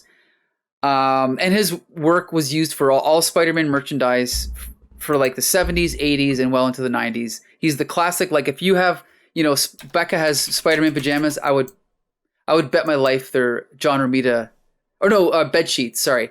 I would bet my life that they're John Romita Sr. bed sheets. My brother had a light switch that was Spider-Man, and that was John Romita Sr. They're McFarlane bed sheets. Oh, we're rats. Anyway, I've got a John Romita Sr. lunchbox, a John Romita Sr. Spider-Man, food tray, everything you can imagine is John Romita Sr. So yeah, he's my number one pick of all time. Merchandise. Yeah. Okay, Josh, what about you? Yeah, I would say the same. That's who I've written down. But since you've kind of said that, I'll say McFarlane. Okay. Because I talk about him every issue. I just think that he is so innovative. Like how he's telling Spider-Man, how he's kind of like changing the style, and the stories really match what's going on in the art. And it's just like he tells a story through the art like nobody else has in all of the comics we've reviewed. His art is not always the best, but I think it's always the most fun to follow along with what's happening. I'm never confused when looking at a panel as to what's happening or how the action is going or like what happened in the fight. I don't have to reread things to like figure out what's going on. He is just a master at visual storytelling. Right. Yeah. Okay. G.I. Jolie. Okay, so now I have two answers for this, because of my inability to read an email correctly. So I chose Sal Buscema. Sal Buscema. He is my like Dan DeCarlo, and Jose Luis Garcia Lopez. Sure. Like when I think of what a Spider-Man comic looks like, that his art is what I see, and then I see John Romita, and that's it. Interesting. When I see Spider-Man's face, I see Todd McFarlane and the webs. Like when I see the dynamic poses and the swinging through the city with those spaghetti webs, I see Todd McFarlane, but he isn't my favorite. He is not who I would pick. Right. There's something to be said about consistency in art, and I think that Sal has it. Saying that Jolie. That's a really great way to put it. I feel like maybe since he was created, McFarlane is like the first time Spider-Man has changed. Like how he is viewed has changed. I think along the way they've kind of tried to emulate his look originally, but his like crazy poses in the spaghetti webbing have stayed since they were introduced.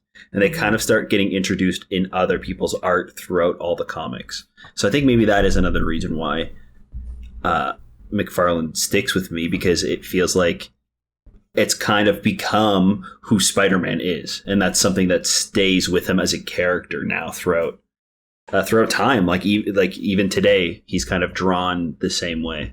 Yeah, just little subtleties that have become like consistent, like become canon.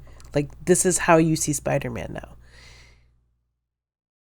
Yeah, I mean, at the very least, McFarlane is the third most important artist, because you have Steve Ditko and then John Romita Sr. defined him. But McFarlane is, because if you look at after that, the big artists after that would have been like Sal Buscema's one, but who's the guy that drew him in the 70s? Alex? No. Werner Roth. No, not Werner Roth. Oh, geez, I can't remember his name.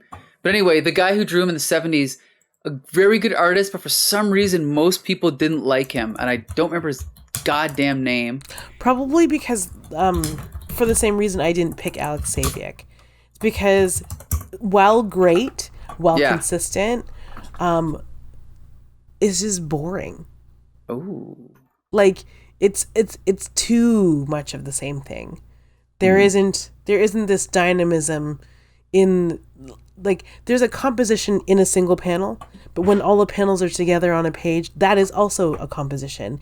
And I feel like maybe Alex Saviuk doing the strip, because he's best known for doing the Spidey strip, right?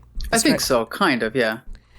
I feel like maybe that was kind of, I don't know. His style is informed by like panel, rather than like Todd McFarlane, you know what I mean? He like panels were the art too. That's a good point. Yeah, that's a really good point. But I was going to say the artist that I was talking about on Amazing was Ross Andru, who did Wonder Woman in the 60s and then moved to Spider-Man. Great artist, but for some reason, a lot of the public didn't really like him that much. So, anyway, Bex Luthor, favorite Spider-Man artist of the past 60 years and or past 50 weeks. Okay, so my answer actually is both. And hilariously, and it is my boy, my main man, Bernie Wrightson, and oh, cool, the artist for Hooky. Yeah, that art has digging deep, stuck with me every time. Sorry, she's not single. Go ahead. Absolutely not.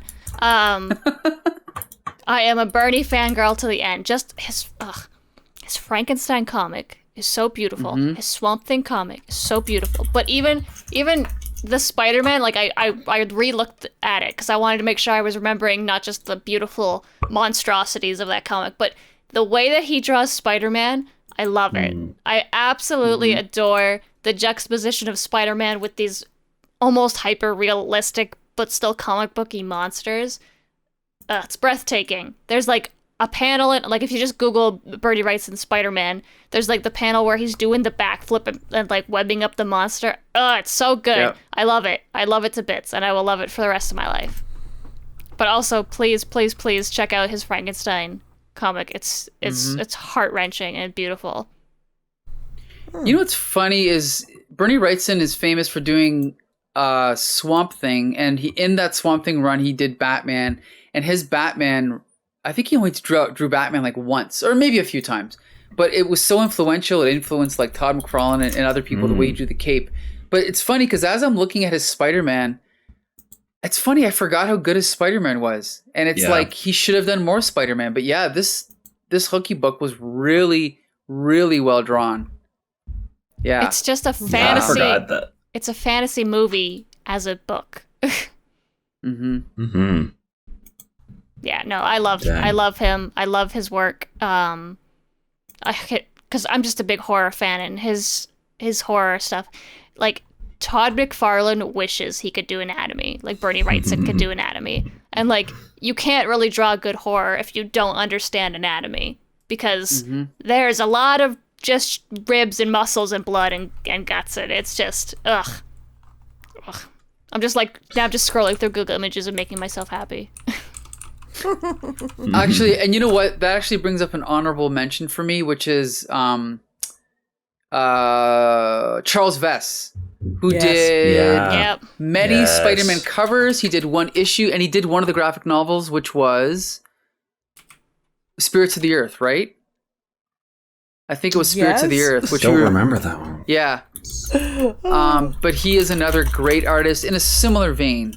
Yeah, I think last time we did this, I picked him for a cover, like for best cover. Mm-hmm. What was it? I have it right here. It was Amazing 261. I don't know what that one is. Oh, it's the Hobgoblin one. Yes, of course. And the fire, right? Yeah. Amazing. Just a great artist. Yeah. Oh, anyway.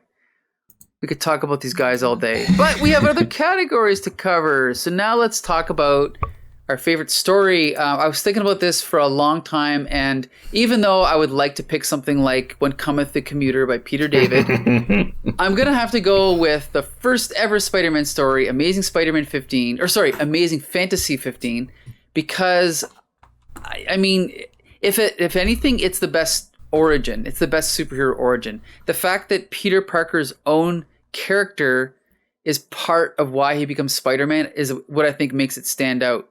And that's why it's my favorite story. Josh, how about you? What's your favorite story? So I wrote down Kraven's Last Hunt because, again, I was thinking about the last 50 episodes. Sure. But I'll switch it up since it's all time. I'm going to go with Spider-Man Life Story. And I don't know if you're familiar with this. No, I don't think so. This is like a mini series that came out like only a few years ago. And it's like the retelling of Spider-Man's entire life. And it starts in the 1960s and it goes to present day. And everything is like very similar to how it happens in the comics, except for Peter ages from the 60s till now. So we kind of see him go through his life, and it's just like a singular story about Peter's life throughout the ages, and it kind of like retells these stories in a new way and brings back all of the villains. It's really, really good. And my friend, I had never heard of this before, and then my friend, who I was talking about Spider-Man in the podcast, she actually recommended I read this, and it has become one of my favorite Spidey stories since. It is by Chip Zdarsky, and I am not surprised. Now I want to read it. It's very good. See, here's the problem is I was really excited when I read that Chip Zdarsky wrote it, but now my enthusiasm is completely deflated when I see that Mark Bagley drew it. Oh, no. So, I don't know. I mean, maybe I'll read it, but I'm less excited. Ugh. A lot of current Mark Bagley is actually not that bad. There's a lot of stuff on the shelves with Mark Bagley art, and I can't even tell. You can't even tell. But then when you compare it to this variant cover by Greg Smallwood, why couldn't they just get Greg Smallwood to draw the whole thing? Maybe Greg Smallwood was busy. Maybe. I don't know.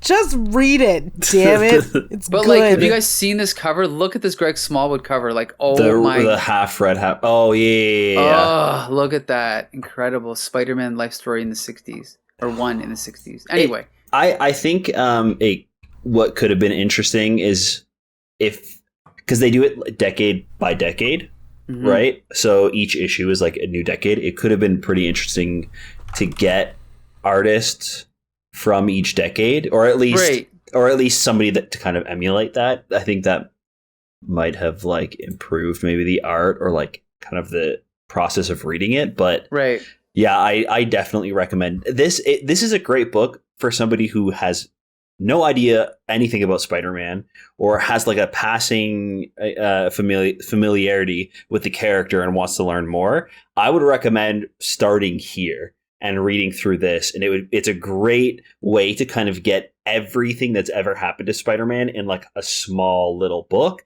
and then you can go back and kind of like pick and choose the things that you really liked and want to learn and read more about. Good point. So, good point. Yeah, Spider-Man life story. All right, Jolie, favorite story. God, here's the thing. I don't think I have one. Sorry, Spidey. I don't. I thought that I would find something that I loved doing this podcast. There's nothing that I'm like obsessed with or that I love. I haven't had my Spidey spark. I'm still waiting. Like, So your spider sense has not gone off yet, you could say. it has yet to tingle. Mm. Yeah. I mean, now I measure everything by the way that Into the Spider-Verse made me feel. I'm waiting for a Spider-Man, like a written Spider-Man story to make me feel that way. I feel like Life Story is about to do it though. Unless someone comes at me with some Tom King Spider-Man. Yeah, there's not any Tom King Spider-Man, is there? Unfortunately, no. Huh. Yeah, God, there's got to be something out there that I'm missing. Becca? Becca, favorite story. So now that we're not, because I was just gonna say Kraven's Lost Hunt, but now that we're talking about all time, because I read the email correctly, I was like trying to Google around. I was like, what is that one story that I really remember reading in high school that I really really liked? And it's I have not read it in a while, so if it does suck, I'm sorry, but I remember it's Spider-Man Shed. It's about the lizard. So it's like a 2010 4-issue arc for an amazing. I think it's amazing. This article says 630. Looks so cool. Amazing 630. I remember God. it just because I love Mysterio. Mysterio's my favorite Spider-Man bad guy, but close second is the lizard. And this story is awesome. It's what happens if Kurt Connors just fully is no longer, and the lizard just takes over and he eats a lot of people. This cover is so sick. Oh yeah, this cover looks pretty. This is Chris Bachalo. That looks pretty good. All these covers are breathtaking, and it's just see, this is what I wanted from Amazing Spider-Man 2. But unfortunately, Sony doesn't understand that I want spooky Spider-Man movies. But yeah, I will have to reread it. Dang.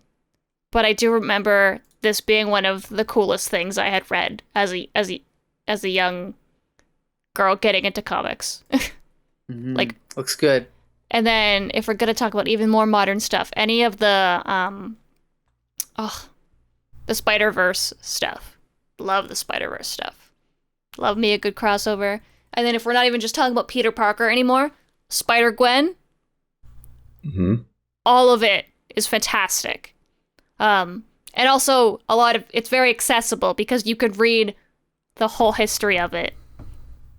Like you don't have to spend 150 episodes to read all of the Spider-Gwen. That's a good point. That's a very good point. Yeah. And because everybody loves a good alternate universe, it's just the twist that they take for Peter's story and turn into Gwen's story and how Peter dies instead of Gwen.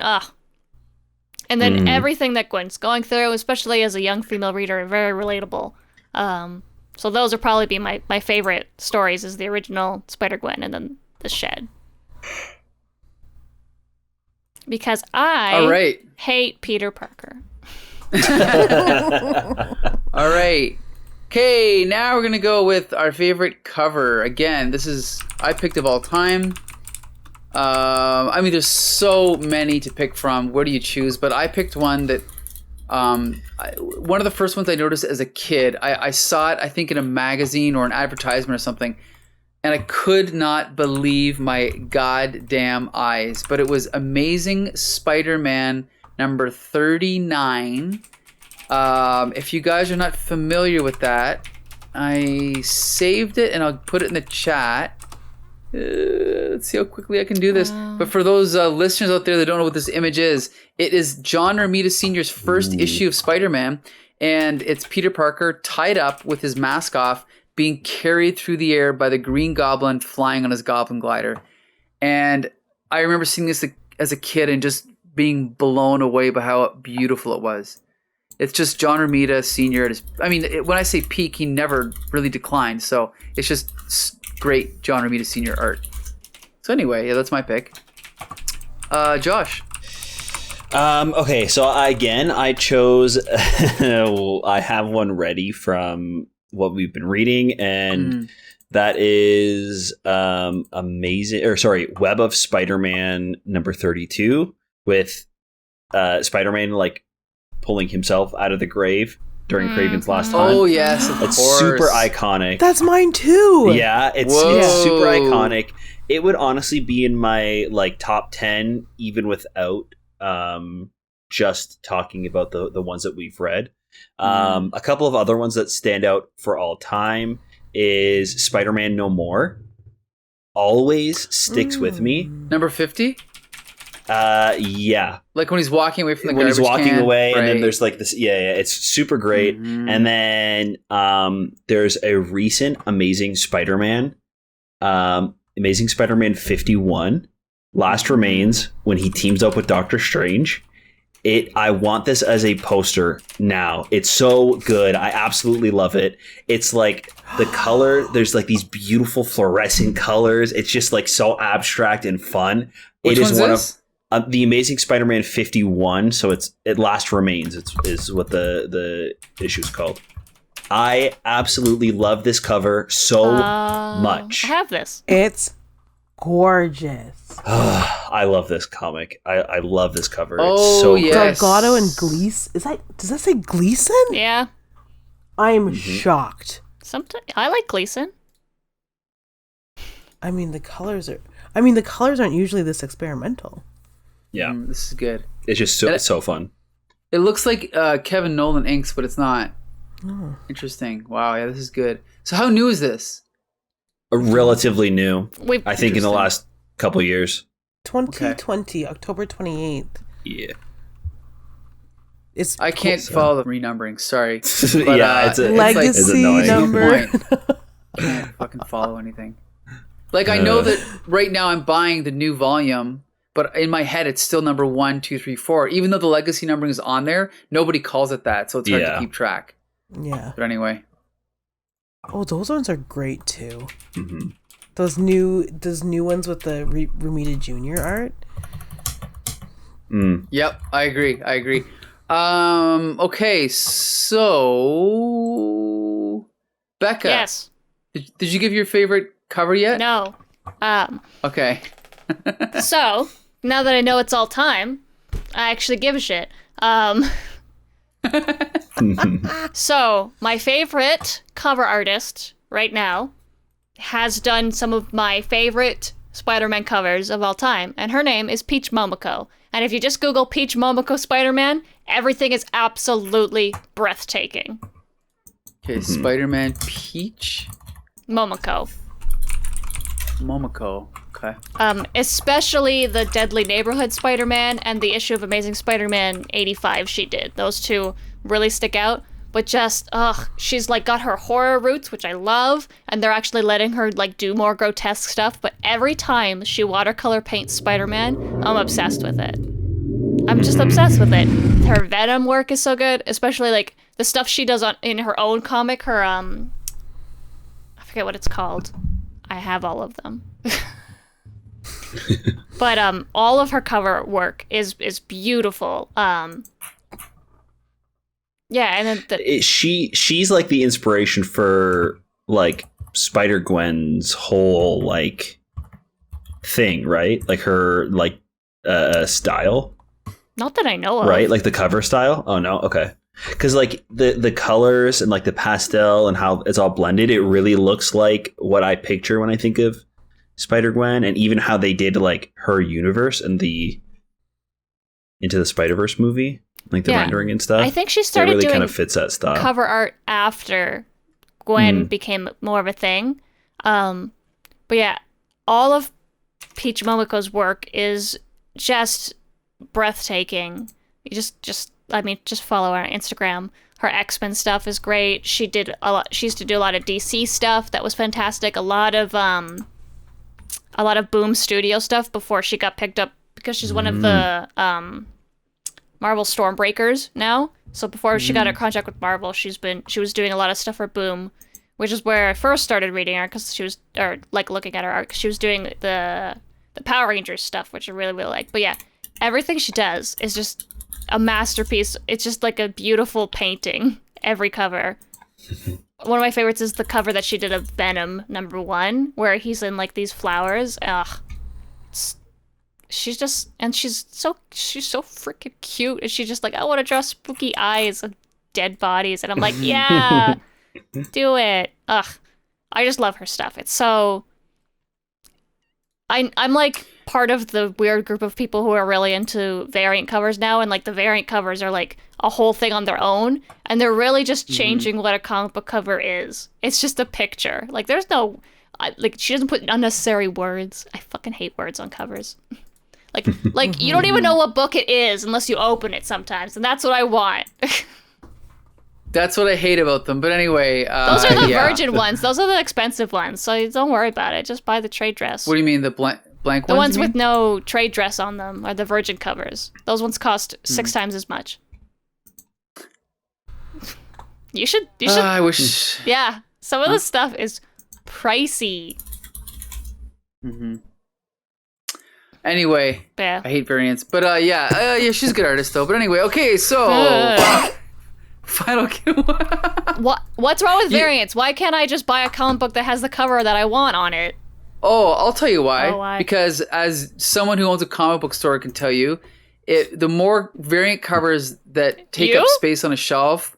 No, Jolie. Oh. The less space there is for indie comics and other comics besides Spider-Man and Batman and Superman, and then no other creators and companies can survive, and everyone's buying 15 different versions of the same 3 characters. So by indie creators, what do you mean? Name one.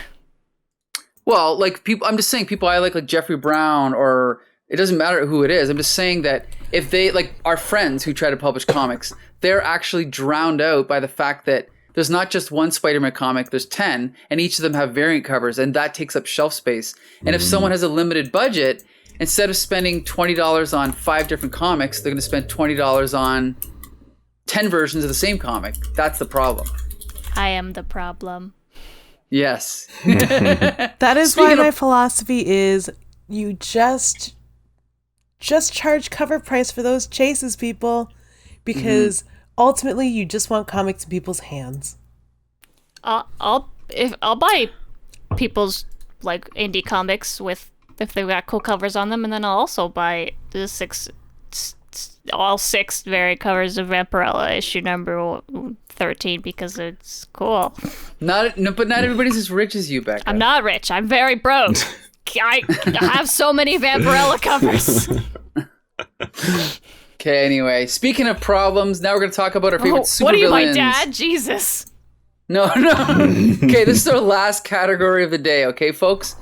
Favorite supervillain of all time. I mean, logically, if it was the 80s, I would pick Hobgoblin. But since it's of all time, I will pick, surprise, the Green Goblin. I don't know what else to say about him. I love him. He was dead for 25 years, and they brought him back. It was stupid the way they brought him back, but now he's back. I'm glad he's back. They cast an actor in the first Spider-Man film that looked exactly like a goblin, and then they put a Power Rangers mask over his face and wasted the opportunity. But then he came back 20 years later, and he got to play him the right way in Spider-Man No Way Home. So I'm happy about that. Anyway, that's it. Green Goblin. He's my favorite. Josh?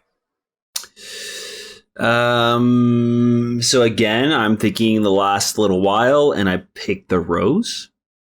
Oh, yeah. Indie choices, indie comics. The Rose like it was just such a fun bad guy. He's like everything that the Kingpin wishes he was. Like interesting. Like he's calm, he's interesting. He always has things like under control, how Kingpin does, but like there's a reason. Like he explains what his plan is, and it's not just kind of like brushed under the rug. Like, yes, it was my plan the whole time for Spider-Man to win. Like it always makes sense what the Rose is doing. I love his relationship with the Hobgoblin. Every time he's around, I enjoy him in the comics. So the Rose is my pick for the past few years that we've been reading. I can just say, I hope we never have to read this Rose story that I just dropped into the chat here, where he becomes the Blood Rose. But anyway, that's very nice. Is that a Lobo brother? Yeah. What's going on there? I don't know what's going on. Yeah. But Josh, do you have a pick for of all time? Or is that of all time? I really love Mysterio. I really like. I have a soft spot for Venom.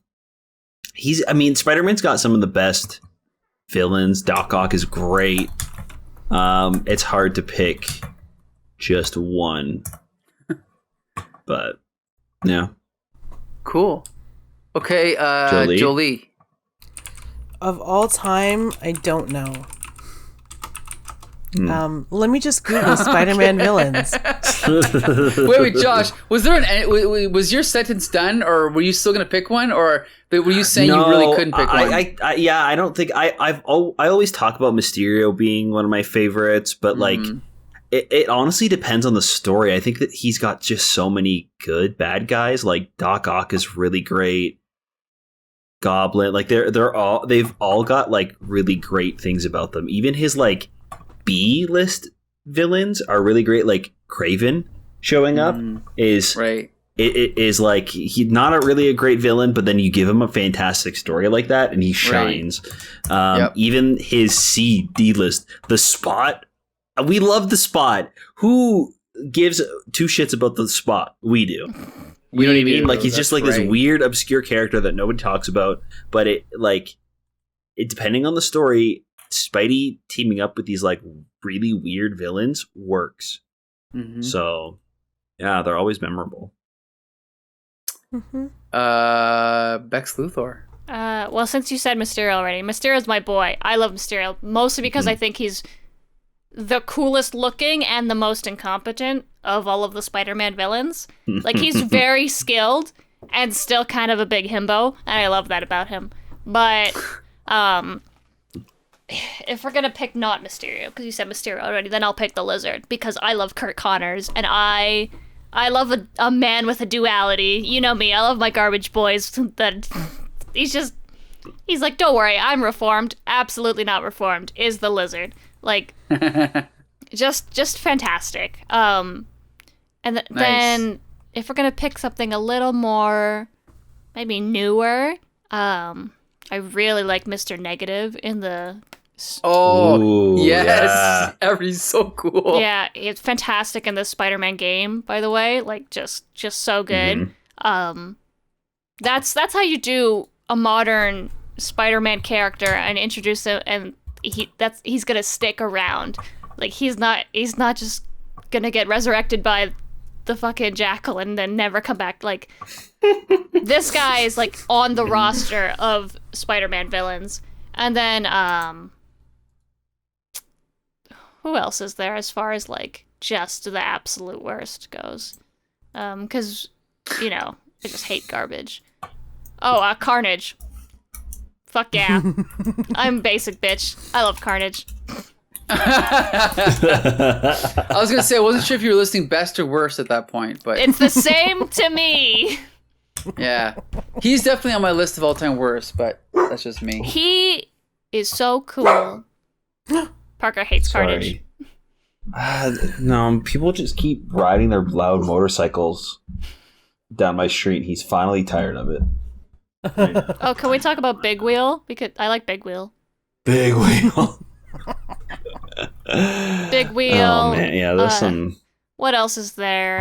He fights Stiltman, I think, a couple times. Stiltman. That kid that right. His dad has all those computers and he turned into a robot and fought Peter once. Yeah.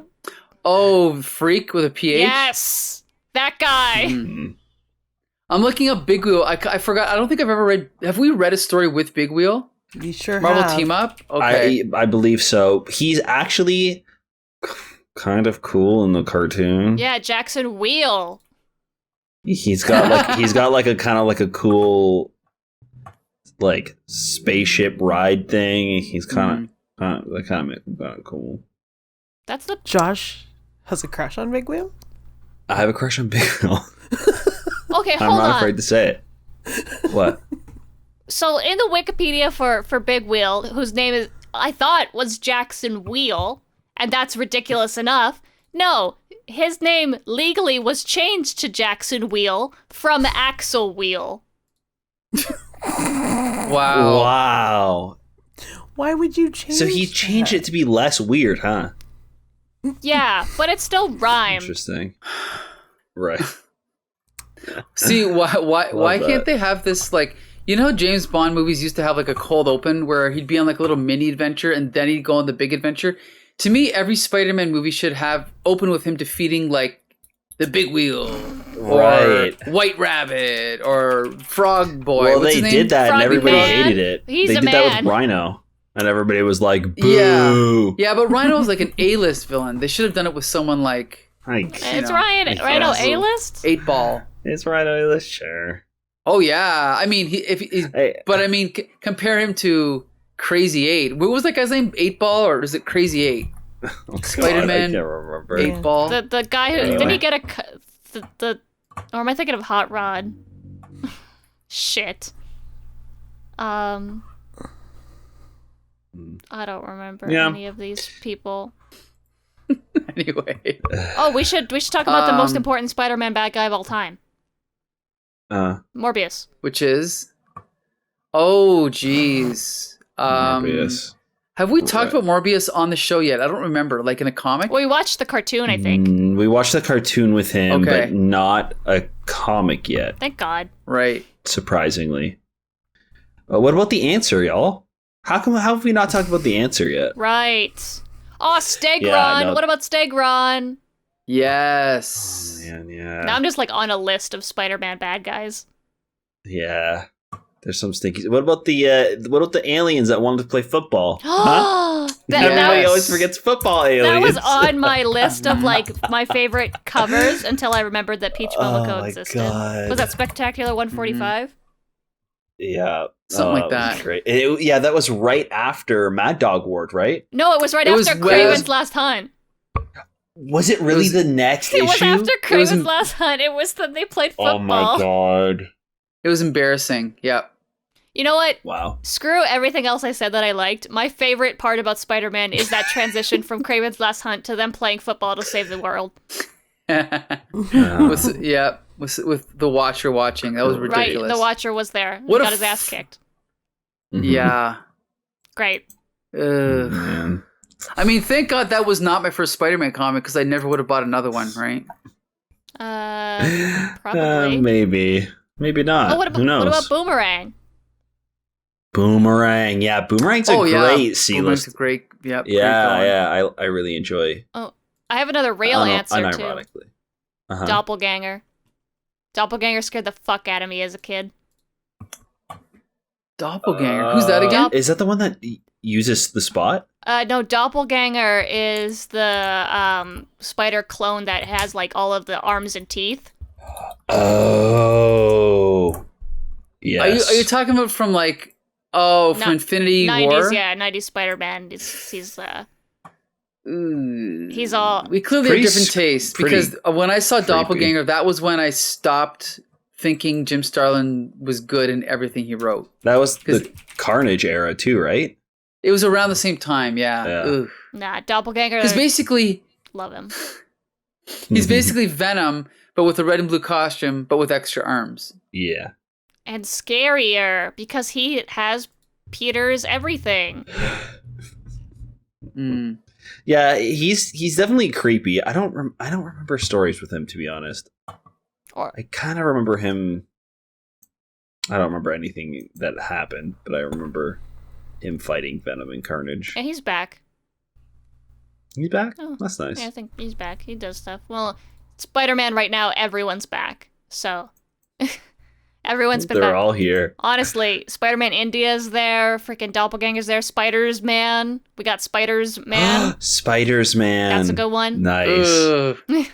Wait, are you talking about the Alex Ross character? He's the guy that's He's spiders? He's the Spider-Man that's made up of like millions of spiders in a Spider-Man spider suit. Yeah. He has a single consciousness of Peter Parker, but is millions of spiders.